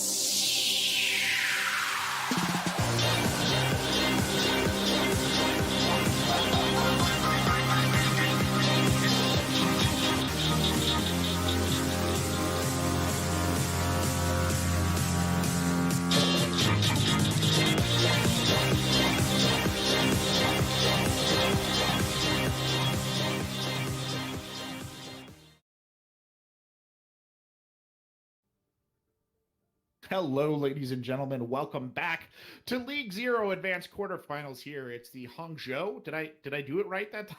Did I get it right, Edwin? You tell me. Hangzhou. Yes, you did. Okay, good. All right. Hangzhou Bark versus Plat Chat. The Bark, I believe, are up 2-1 right now in the series. And it has been a good series. It's been a little hectic at times. There's been some exciting maps, a lot of back and forth, a lot of double shield being run in a very aggressive fashion. So plenty to watch here. Thank you for joining us this evening. And Hedwig, what do we, or I think Pendy, do you have something you needed to say? Yeah, I would like to bring something up about pausing mid-match. We've reviewed the rule book, and there is no specific rule saying, I'm sorry, not pausing mid-match, pausing mid-fight. A pause can be at any time that a team calls for it. So from here on out, as soon as we see a P, we see pauses, we see them spam P 100 times in chat, we're gonna press, Control Shift plus as soon as we can. So we're gonna try and get better with that. But that's just something I wanted to address that we went over during this break. All right. Okay. Then I apologize for that. I had heard, I don't remember from who, I think it was another staff, that we weren't allowed to. I apologize for that. I don't think it honestly would have mattered that much in that fight. I'm also gonna come in back one more time. It would not have mattered. I was spectating Tank at the time. I think they called for that pause only after he had died from lag. So unfortunate, but not game changing. Oh, all right. That being said, oh right, Infected is actually an expert player. He's just spectating Plat Chat, I guess, today. Oh well, doesn't really matter. Just waiting for the R from both. Sorry for that rather long pause. Right, it is going to be Hanamura. Not really shocking out of all of the assault types, which people hate because assault is bad. Hanamura is probably the best of a very bad type. Coming out swinging there. He's going straight for the throat of 2 CP assault. I mean, I don't disagree with you. It's just such a defense-favored map type. Like, the second point, they're always some of the worst types. Yeah, it's never easy to be to the attackers on one of these maps, and you can see the choice is already being made there for the Bark to play defense. They know that you do not want to be. I don't know what team it just is. Yeah, they'll be taking defense here, which makes plenty of sense, honestly, all things considered, coming into Hanamura. Like you said, a very defender-favored game mode, and perhaps, yeah, as you pointed out, one of the more disliked, controversial of all the game modes. Hanamura, I would agree with you, probably the best of a bad bunch. I always do kind of like Temple of Anubis, but that's mostly just a nostalgia thing, considering it was like the first map that they ever made. But Hanamura is a spectacular map, at least visually, Okay. if not in terms of playstyle. I have a soft spot for Temple because I am a Widow player, and Temple is good for Widows. At least first point is, second point not so much. That being said, there is a reason why the only 2 maps that are currently removed from the competitive pool are both 2 CP maps. And they're both horrifying. The only one I do occasionally miss Horizon Lunar Colony, just sometimes, a little bit. No one misses Paris. No one misses Paris. No, Paris. The City of Light was not holding up. But I do occasionally miss the space map. I do wish that they had done more with the gravity effect. I thought that was like the most entertaining part of the entire map, and unfortunately, it just kind of got relegated to the side. I would have thought that would have been really interesting if they had like forced that to be part of the overall game mode or the overall attack. How it was when they had a competitive gravity. Low competitive low gravity. I think that was actually a mode, and I remember that it was awful because no one had any idea what was happening. It's so hard to move. It's so fun to play as Bastion in competitive low gravity because you just do like the Apache attack helicopter. You like jump and turret. You just fly over the enemy team. Very entertaining. Anyway, nothing too unsurprising here, or too surprising, I should say, in terms of the comps. We've seen the double shield we've been seeing all night. Acid picking up the Torb, and Acid has enjoyed playing the Torb. Looks like they're calling for a pause right away, actually. Holy Jesus. They're really good at calling for Holy Jesus, fix this man's internet. I don't know if there's a prayer for that. I'm sure there's a saint of the internet somewhere, but apparently he's on break right now, at least as far as Tannic B is concerned. Taking a look here though at these comps, I think, yeah, as I said, the only thing that's slightly different is that Acid will be playing the Torbjorn. We kind of would expect that though. Acid has been enjoying playing the Torb throughout most of the night. I'm interested to see where he places the turret here actually on Hanamura. There are some very good off-angle turret spots that do well complement that double shield setup. I am rather upset that we have not seen a hammer kill.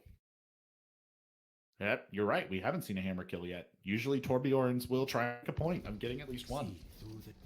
And where is the turret? It is actually in not one of the best spots. You can't put it on that rock, actually. You can't balance it on the backside of that rock so it gets some cover. A team did actually do that yesterday in one of the matches I was casting, but an early pick there, I think it was Gazette, who got taken down as res back in almost immediately by Hypnotoss. You'll see them drop down now, trying to rotate to the point. I'm not sure why Batman necessarily dropped. It might have been because they were afraid of a potential Sim teleporter or something akin to that. Whatever it was, it did not come. They do no longer play with the cover of the Orisa shield. Just exchanging fire right now, and unfortunately, Nova, kind of deep behind enemy lines, will be caught out, and I assume will be killed. Oh, nope, makes it back. Edwig, well, that's a one lucky Orisa.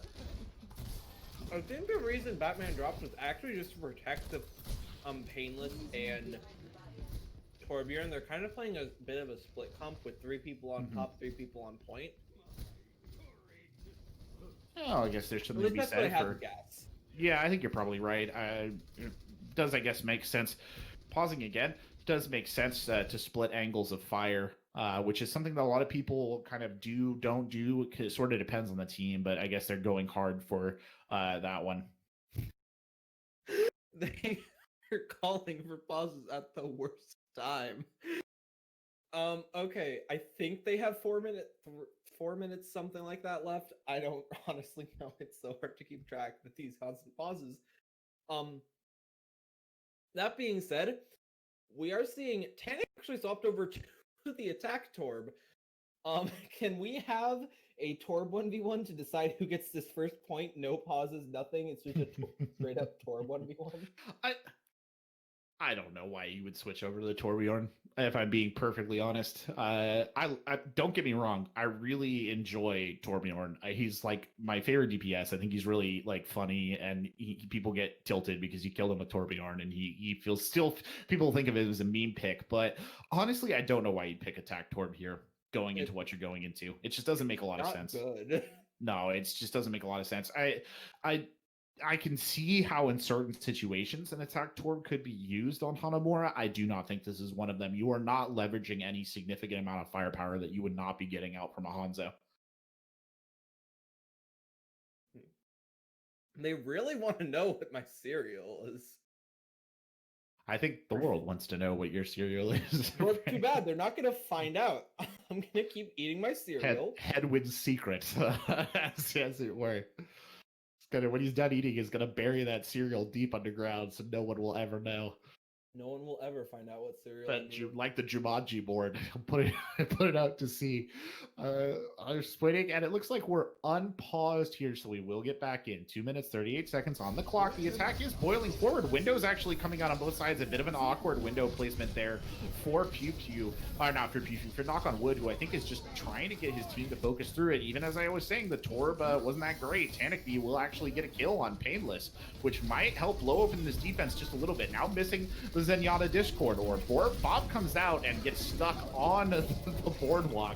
Will not be able to get all the way in, but Victor barely needs that help, actually, because Bob will still get a kill. The Molten Core coming out from Acid only gets one. It's not enough. Gazette cleaning up, and somehow Acid gets one more with the Molten Core, but Sigma all there. Work?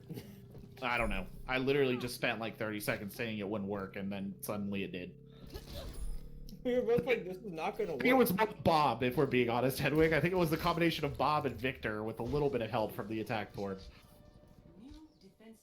Hey, Hey, don't discredit Pew Pew. Pew Pew put down a window. The window was helpful. I The think. window was helpful. It was. Yeah, I think it was. Now pushing up here, trying to decide what angle to take. You see Tanic there just trying to get some shots in from the staircase. Looks like they have opted for a high ground push. The team is waiting for them to come through, though. You see the turret already down. Lots of spam damage just coming through the choke. Putting as much firepower as they can down range, trying to slow this push down, but the push will come. Nevertheless, they are trying to get forward. They will make the rotate here, going for the high ground positioning over the entryway. It's actually Victor who gets a big pick to start things up with knock on wood. It's a good Gravitic to counter, though. Comes slamming in. The Transcendence coming out almost immediately on the back of that by Painless. Acid taking out their opposite number, but Victor again on a tear. The Ash doing so much work here, and Pew Pew, the other hit scan in the lineup, will be contributing as well. They'll rest Tanic into this as well. It's Bob doing the majority of the takes. The tanks do come down and try to reset the line. They can barely touch. Chuggy's not going to be able to touch for long enough, and yeah, they don't get to touch 340. That was a brutally quick second point take, considering that is a very hard point to take. That was very fast. Wow.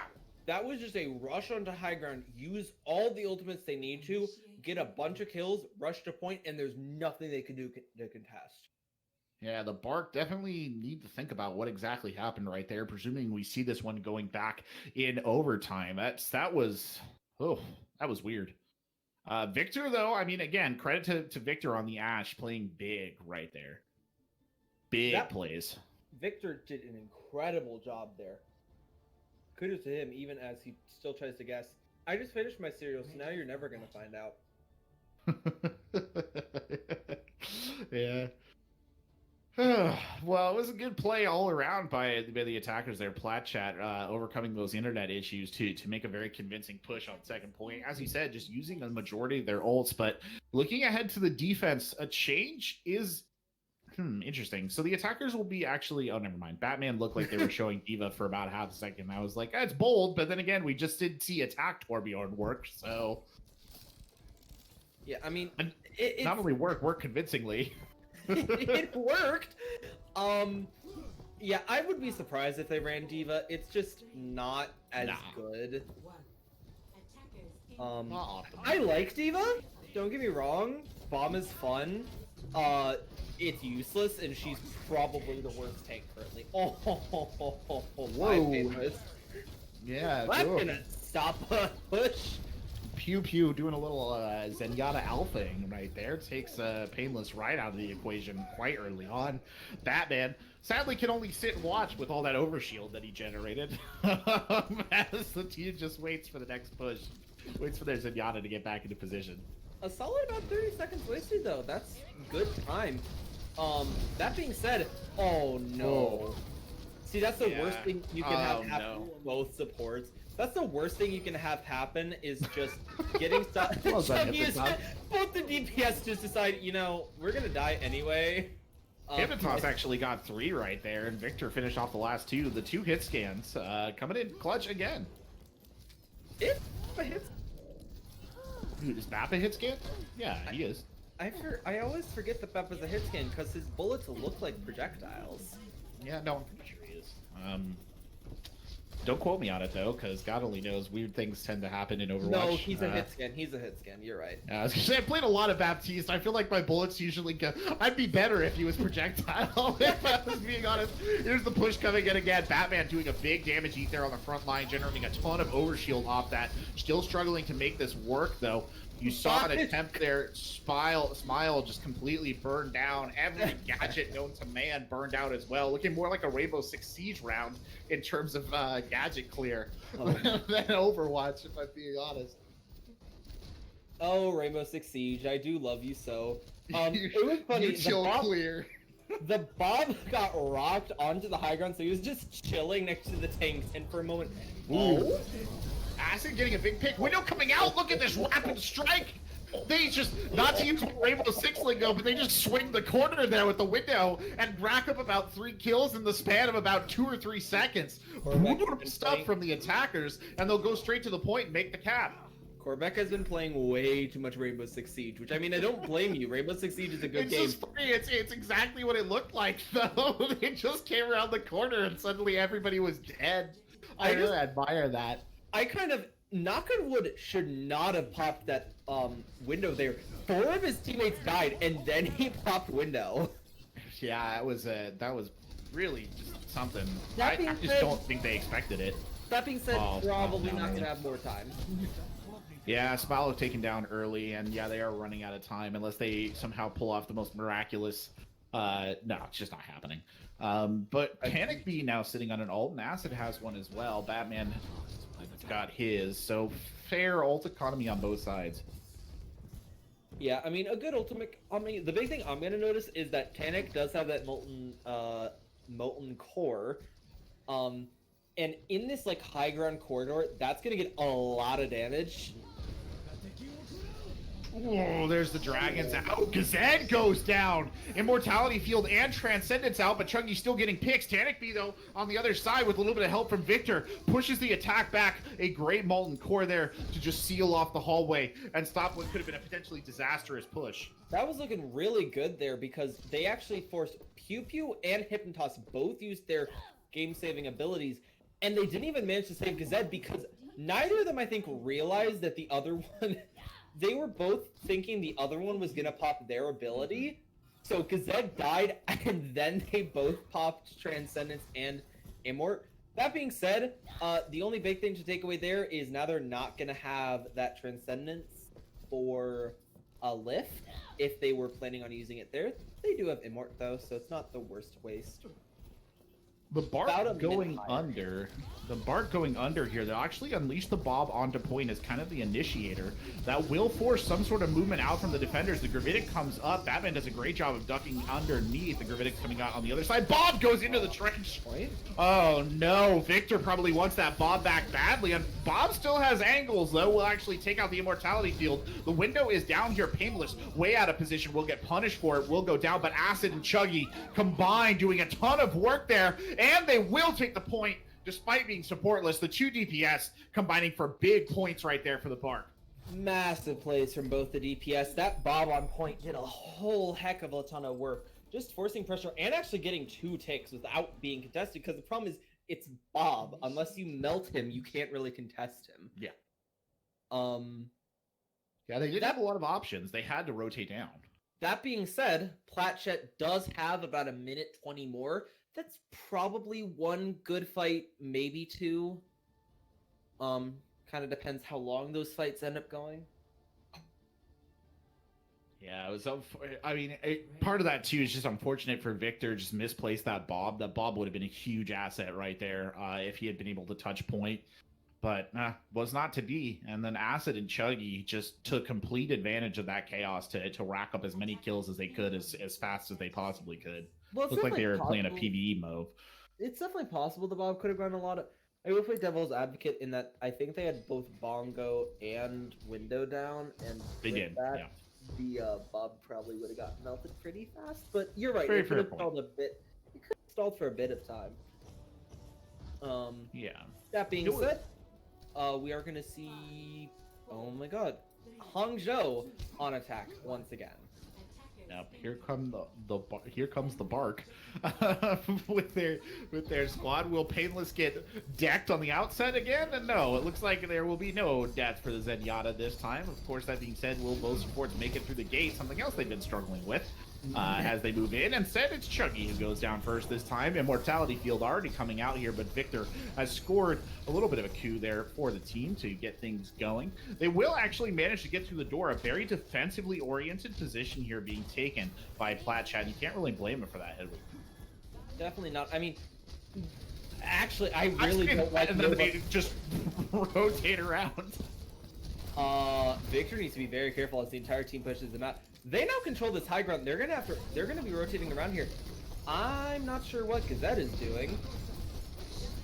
Yeah, I'm not really sure what Gazette is doing either. Just a weird kind of rotations from both these teams, sort of circling each other, nearly clashing and then backing up again. But the window coming out from Knock on Wood and from Hypnotoss.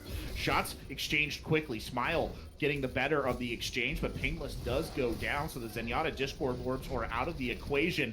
Bodies burning down on both sides. Running out of points, though, are the defenders.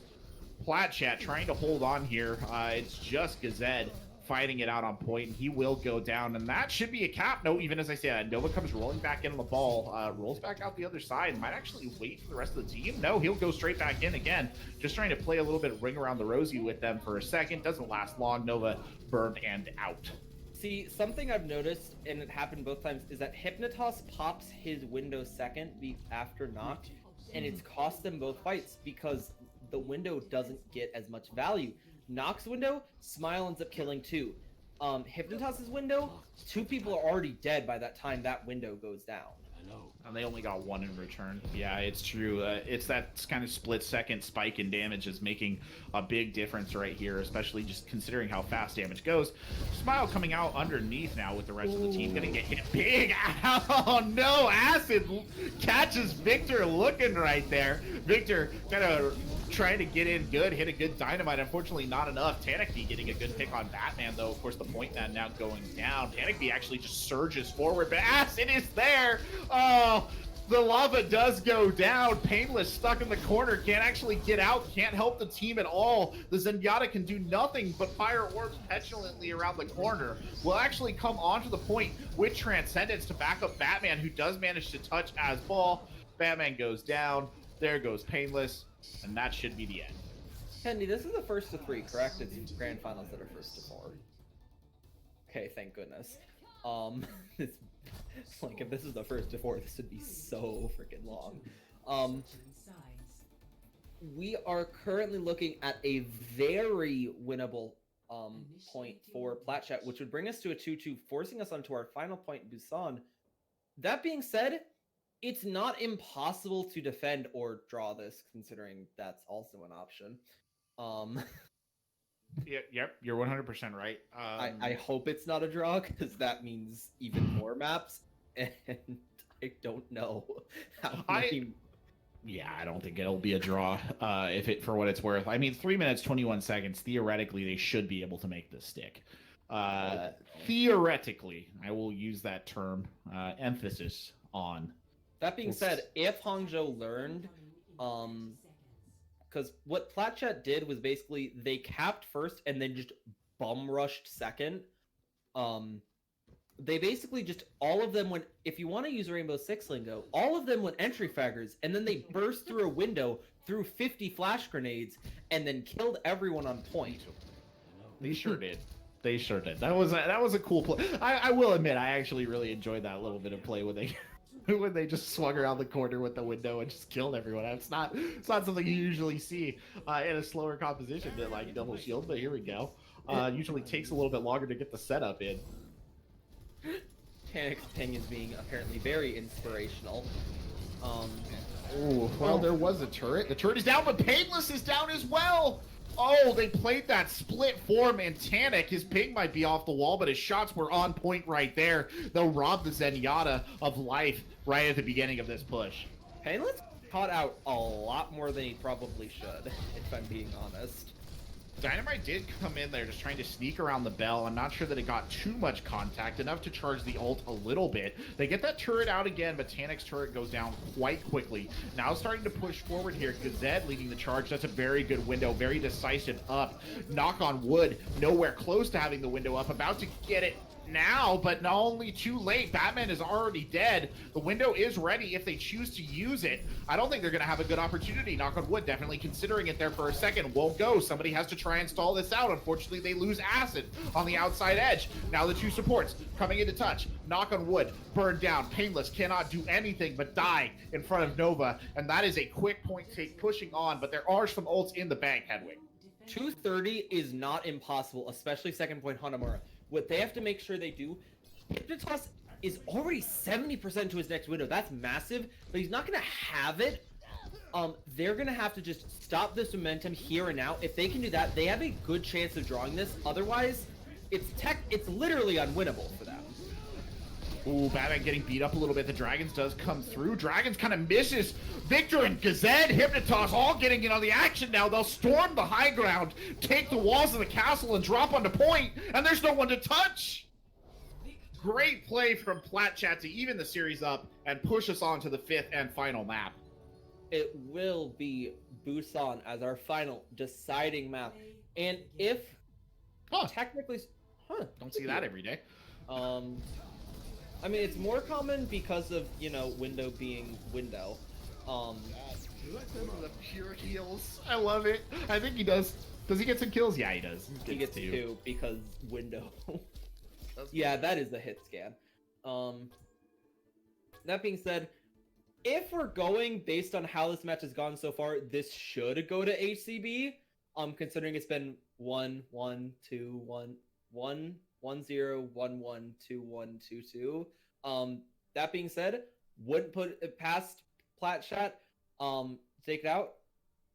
I think it's just hitting me now that this is playoffs. Like, one of these teams will not be playing next week.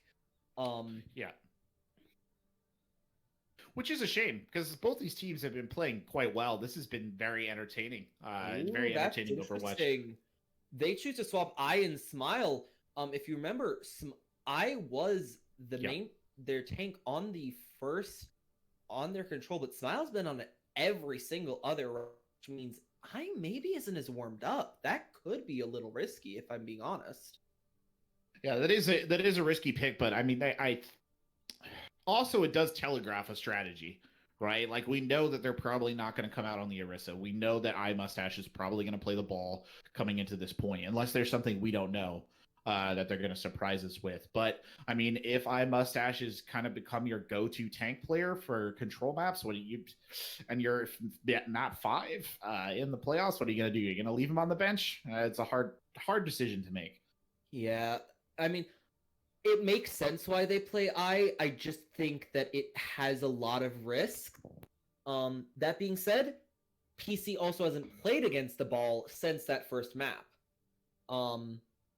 We get an R from Batman, which means the side of HCB is ready. Batman has given us the R. Correct me if I'm wrong, Hedwig, but it was HCB that put in the win on the first Lijiang Tower, correct? And they did so in relatively convincing fashion too, if I remember correctly. Very much so. It was HCB 99, 100 to like 65, I think, and 100 to 0. Yeah. To be fair, like you said, comp difference might have been part of that problem. So hopefully, if PC can figure out their compositions and what they actually want to run, and not running a variation of meta that is worse than the meta that HCB is running, hopefully this will be very, very close. Because obviously Plat Chat doesn't want to lose this. They are, I believe, they're defending champion, technically. Because Plat Chat was a novice brand last season. I may be completely off my rocker in saying this. Is Plat Chat the defending champion? Could not confirm for you one way or the other. Okay, never mind. I'm thinking of season 1. This is season 3. There have been too many seasons of League 0. Dear Lord. The name of Plat Chat is trying to regain its glory of being champion. So obviously their first hurdle here is HCB, and this is going all the way. It's a slugfest if I've ever seen one. It has indeed been a slugfest, and we move here now into Busan. It looks like we'll be starting off at the Mecha base, too, to get things going. Not a fan either. Mecha walls give us the tickets away. Busan is one of my favorite maps. I actually like Busan a lot. I hate Mecha base so much. Yeah. I just think it's not designed the best, in my opinion. But that being said, not shocked we're seeing the Ryan Zarya. We kind of knew that they weren't going to be playing the double shield. Basically, the way that this is going to work is that the Brawl is going to have to bum rush straight into the faces of the double shield, or they're going to lose. Because they can't play the poke game. They will lose the poke game every single time. Indeed they will. Well, here you go, ladies and gentlemen. Advanced quarterfinals, map 5 of the series between the Bark and Plat Chat. And we'll see just who walks out of here. Are the Bark bigger than their bite? We are about to find out. Over the top here already, Tanikby just trying to get things established. Nova will be up there as well to get the full gun line ready to go. Batman taking a chunky amount of damage right there to start things off as the team kind of hides for cover. They basically swapped, sort of like rotated around the sides. They're going underneath now. Again, good positioning here, a good rotation. Will they be enough to get into face? No, because the rotation on the other side is good as well, but Nova, oh, the wall comes in on the split, but they can't make it count. They didn't have a target to go after. They'll rotate hard around the other side. They're just chasing the Orisa right now. Nova scrambles back, gets to the rest of the team, but it's Tanakby on the outside edge who gets caught up and brought down first. Batman, though, traded out almost right away, and now the central shielding is gone for the brawl. They begin to find targets, though. Hypnotoss and Pew Pew brought down on the backside. Victor tries to swing it back. Nova just holding a line on the point. A coalescence straight to the face. Victor goes down as well, and they will take early there with the brawl. Or swap to take early there with the brawl, I should say. I mean, I did tell you it would be a bum rush into their faces, and that's exactly what they did. A bit of some missed rotations. Tanic just doesn't actually end up playing with the team. He tries to stay with Victor on high ground. The reason Victor can stay on high ground, Ashe has a lot of mobility with her coach gun, and the fact that she has dynamite to stop someone trying to push her. Ooh, mistimed wall there. Not a mistimed Bob, though. Bob comes sailing in on the back line. That's actually going to shove the brawl back a little bit, which is the absolute last thing you want to have happen. The gun line now pushing forward, getting an opportunity to set down some shields and set down some damage. Nova looking for a tight angle there, just trying to get a pick in. The wall comes out again. Unfortunately, they won't be able to push up too much on the back of it. The Transcendence coming in. A Blizzard coming on the side of the Transcendence. 3 caught in that. They have to get some kills. Batman comes in. Hypnotoss out of the fight almost immediately. Nova, Gazed, they're all going down one by one, bowled over like 9 pins. That is a good attack there from the brawl, and a pause request comes in from Tanakby on the backside of all that action. Here we go again. More pauses from Tanic. His internet is not liking him right now. I could kind of see it happening because Tanic literally just stood in front of the entire enemy team and decided to throw a turret at them. I'm betting on his screen they were not that close. That being Yeah, said, you're probably right. the main ultimates, I think the enemy team is gonna, or not enemy team, I'm not on a team. Okay, we have an art from Tanic, is the bongo is probably going to be used to bait out the beat, and then they're going to try and lift. If I had to guess, or maybe window bongo to bait out beat. Basically, beat needs to be gone in order for that lift to be effective. Yeah, 100%. Painless is holding on to it. I mean, they'll have a coalescence here as well. If they could take another kind of aggressive initiation, they're getting very close to having the Grav combo with the Death Blossom. That could be quite brutal. Tanakby not ready to get back in yet. I mean, a lot of ults to work with on the side of the attackers, that's for sure. Or I guess they're both attackers here. There is no attack and defense. There is only equality, egalite. The Hangzhou bark or Hangzhou show. Never gonna get it. They're gonna fire me. Okay, I can't pronounce it right. But we'll see what they can muster. They have a lot of things in their toolkit right now, like you were saying, to kind of make things work. Yeah, but as you pointed out, a lot will ride on how Painless chooses to use that sound barrier.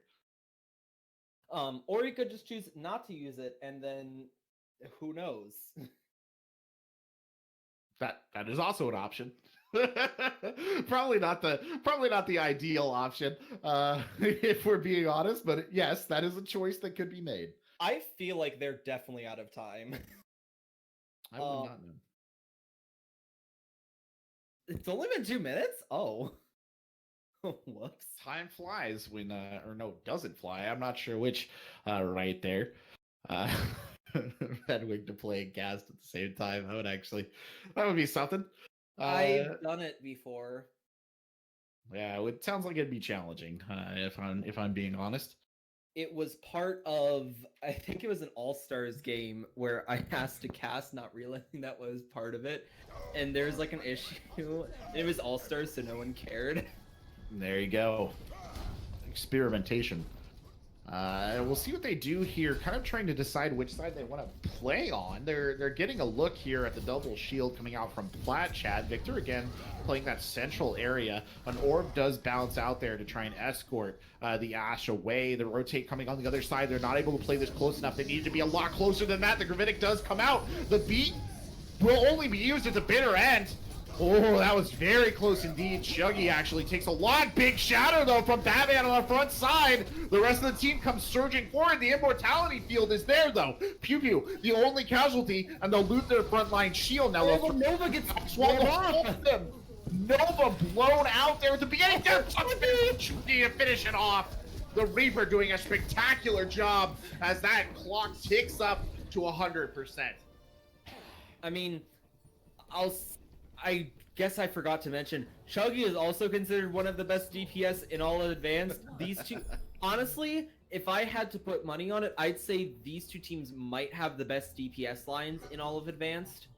Even though they're not the number 1 or number 2 teams, they probably do have the best DPS lines. All 4 of them, in their own right, could be put into Expert and compete at least at a semi-decent level. And 3 of them were actually on the border of Expert. We almost put them up. I don't remember if Victor was. Hello. That being said, that's really kind of the deciding factor seeing is just that Chuggy and Acid are just doing a bit more, just did a bit more than Tanic and Victor. Yeah, just a little bit more right there when it counted, especially. But now match point, complete match point here as we move into to the drum here. The fight starting on Drum Junior as per usual. They'll set up there only for a split second though between Platchat rotates back to the mid and gets their shield down. That's going to be the little fire base that they want to use here. Tanic is so low. Tanic Oh no, Hi Mustache. But man, looking for something. I Mustache actually just rolling all the way to the back line right there. Hedwig doesn't even want to take the fight. He sees their comp and he says, no, thank you.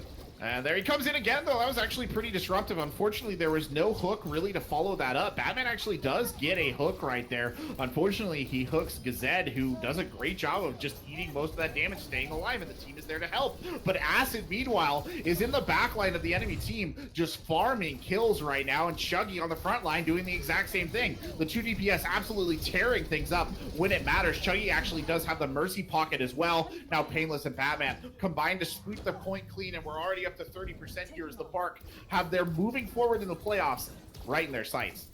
This comp that they're playing is honestly just a direct counter to Double Shield, especially because Double Shield needs high damage. They're not running any high damage. They're running Tracer. I guess Swarm can be counted as high damage. Like, you need a Kree. You need something. Just play it out. 50% on the clock for those of you playing along at home. Yes. It was Tanic again. 2 minutes 20 seconds on the clock. I want this done. So do I. I am hungry. I will be honest and transparent that I am getting hungry. I would like to go eat. We'll see here what we've got, though. Find something to eat when I went to go get. I can't eat and cast. I get all discombobulated. I just, I'm just talk with my mouth full. It would be ugly. Unfortunately, though, pause aside, this is not looking particularly great for Platchat here, all things considered. They don't have ults. They don't have comp advantage. They don't really have anything. Like, I'm glad Hypnotoss swapped to the Brig. I think that's the right play considering they're running dive. The problem is, who on your team can counter an Echo? Yeah, no, that is exactly the issue. You really don't have anyone. What are you gonna have? I mean, what Tracer? That's the other thing. Who on your team counters Tracer? I guess Torb maybe, but Tanic on 150 ping. Yeah. So good luck with that. Like, this is not going to go well for you. You need.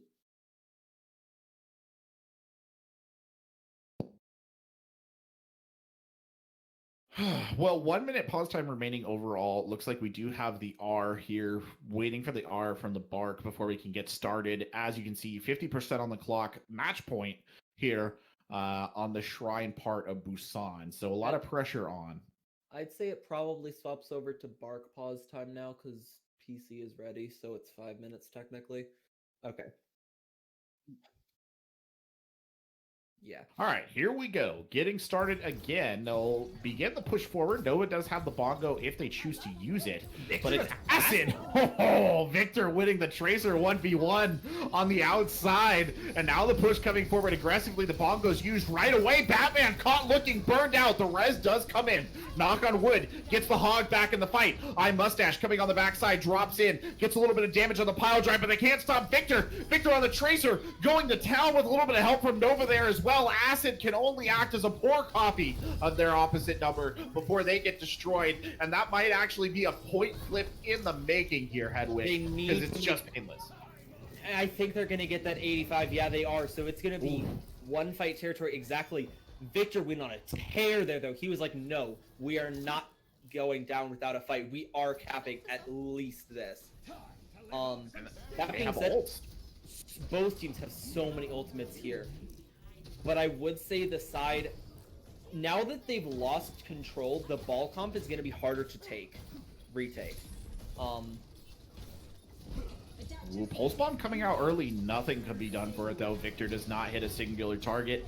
They'll push forward now. Chuggy does have the clone, but they're not really making that much work from it. The sound barrier comes in, the flux comes out, the transcendent's still up, but unfortunately goes down right before the drop hits. Still though, the chaos of the comp that's being brought here by the Bark, too telling, not really working out. It doesn't look like they're able to make this work. Canopy and Victor getting some big picks there at the end and sealing the deal. They're going to have to work hard to get that 15%. Acid did his best. He actually ended up sticking QP, which forced the Transcendence way earlier than he wanted. The problem is that whoever used Lift, it was Chuggy on the copy. He used it too early, and he didn't actually get the slam went off as the Transcendence, so it didn't actually do enough damage, and Trans got the healing off. Will get the turret out early on. They'll again try and force this fight on point. The double shield is coming down off of Drum Jr., pushing in towards Drum. Flux does come out early on. Batman brought up. Batman dies! Down on top of the Drum. Won't be able to do anything about that one. The typical ball stall kind of coming out there for half a second from Mustache, but he can't make it work either. They just can't make anything work. If this Tracer and Echo dies, this could be absolutely massive. They are going to manage to get out. Actually, Knockon would have to pop that Valkyrie to make sure he can touch. It's a little early, though, don't you think? Just a little bit early, but I think they were so nervous they didn't really have a choice. Batman speeding forward now with the hammer swinging, just trying to force the enemy team to rotate off the point. They actually do that to a relatively admirable level until Gazette comes back on. Now the kill's starting to come in. Chuggy and Acid making it stick. Canopy out of action. The Transcendence coming in, but is it too little too late here? Just holding those supports, holding the stall. They'll try and make this just fight this out as long as they can. Acid, though, racking up kills. Chuggy's in. They've got the flip. There's still time maybe for another fight, though. I think Pew Pew would have liked to stick onto that Transcendence. I know what he was trying to do there, but the problem is now you're not going to have that Transcendence, and you're going to get another fight. You're going to get the touch here. Victor or Ball will be able to touch here no matter what. There's the touch in from both of them, actually, Hedwig at that point in time. Nova, though, escorted out the other side. The clone does come in. Mustache and Batman get the fix. And that, I think, is the end. The Bark will hold on. That slam was kind of BS. It should not have hit. It wouldn't have really ended up mattering. Honestly, if that trans was up, that could have been different because he could have thrown trans onto point and kept both Nova and Victor alive. That being said, a very close game, but Hangzhou is just barely able to edge it out. Yeah, indeed. It was good fight all around. A very impressive series of maps despite that kind of start and go that we were having to do with the pause. Both those teams should be proud of the performance they put in tonight. Overall, a very nice match to watch. And now we must choose the hardest thing for the day. Whom do we give the interview to? Whoever you'd like. I will defer to your superior knowledge of League Zero. I think Acid. I would like to give it to Acid, but unfortunately, I feel like Acid has probably gotten it a lot. Honestly, let's give it to Batman. Let's give it to Copy. Copy did a lot. They weren't expecting him to be in. Sounds fine. Let's have Batman in then. All right, let's get Batman in. Yeah, that would probably be better. Probably should clear it before we drag him into the channel. Well, it will be the Bark who will move on here tonight. HZB taking the win at the absolute kind of last hour there. It was a good fight from both sides up until the bitter end. And I did quite enjoy seeing it go down that way. Plat chat, internet issues plagued them the entire time. Tanic B in particular really struggling. They put up a good fight regardless, and it really was a bitter end sort of struggle there on Busan Shrine as we wait to see if we can get Batman in here for the post-game interview. All right, and Batman did accept, so I just need to find where the frick copy is because I don't know what his name is right now. Is that who the hell is it? Technical difficulties. We could have just switched the stream title. There we go. Got it. I found him. Hello, copy Batman, whatever you want to go by. Copy Batman. Hello. How are you doing? Good. Congrats on that really, really close game. Crazy. That was a really close game. Man, I can't break last season. Wait, one versus Vitalize. That shit went into map 5. Man, I just have a thing for map 5s. I don't know. This whole season is all map 5s, man. Give me a break. Oh. Overall, though, a really good game from both teams. Coming into this, I actually don't know. Are you or they the higher seed? We were the higher seed. We were 3rd seed. Okay, so they were 6th seed. Yeah. Going into this, was there anyone in particular on their team that you were like scared of? I mean, Spork.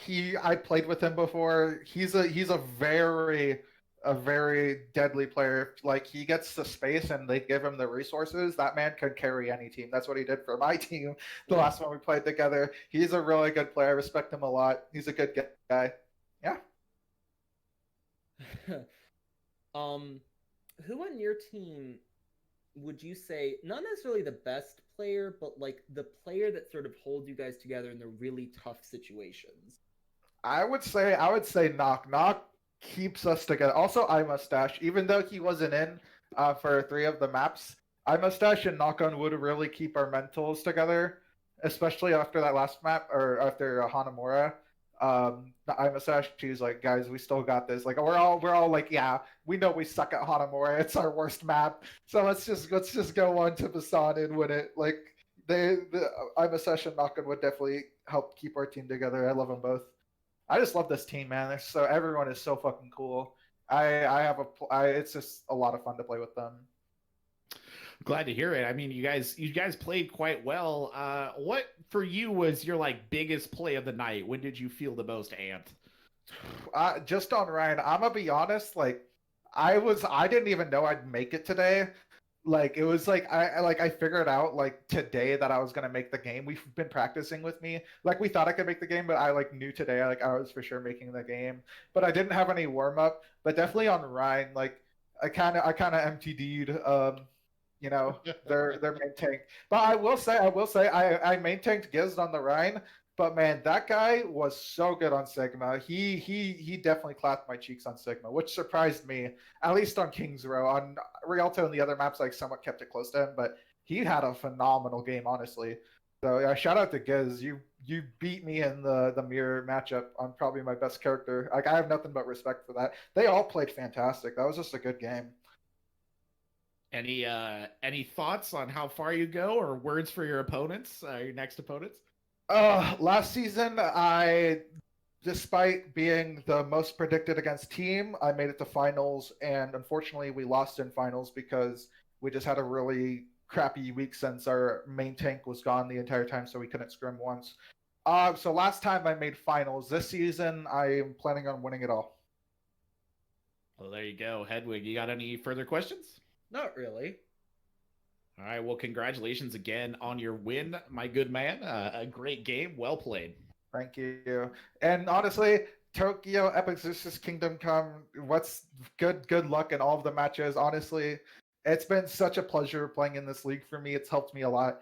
So honestly, regardless of who wins or loses, I just want to have and show the best Overwatch possible. So everyone, I hope we all play to the best of our abilities and have an amazing semi and grand final. Well, there you go, ladies and gentlemen. Incredibly wholesome coming I out there. honestly, last season, I talked a lot of trash, and I don't know, like these leagues have really helped my ego a lot because I used to have a massive ego, and just like this season, I like there's no reason to ego because I'm just trying to have a good time. I want everyone to have a good time. That's what these leagues are supposed to be for. They're supposed to be for fun. So I hope everyone plays to the best of their ability, and we have great Overwatch regardless of who wins or loses. Well, there you have it, ladies and gentlemen. A spectacular match. Any final thoughts here, Hedwig, before we wrap up the broadcast? Not really. I think overall that was an awesome match to watch, and I hope whoever you guys face next week, whether it be I don't even remember Epizusis or Tokyo. Epizusis or Tokyo, you guys do well. I hope to see you guys go far. I hope so as well. Also, shout out to the boy Cheddar who was in chat the whole time. Spam this fat man for Batman. I appreciate it. All right, I'm heading out, guys. Have a great night. Peace. You too. Thank you. Well, ladies and gentlemen, thank you so much for tuning in to this advanced quarterfinal matchup between the Hangzhou Bark and Plat chat. The Bark will carry it away on the end of the night in a close one, a thriller, 3-2 ending there on Busan. I've been Korbeck, joined by Hedwig. Much love to both Hedwig and our wonderful production from Pendy for carrying us through. And from all of us here at League Zero, thank you so much for joining us and have a wonderful evening. Peace, nut.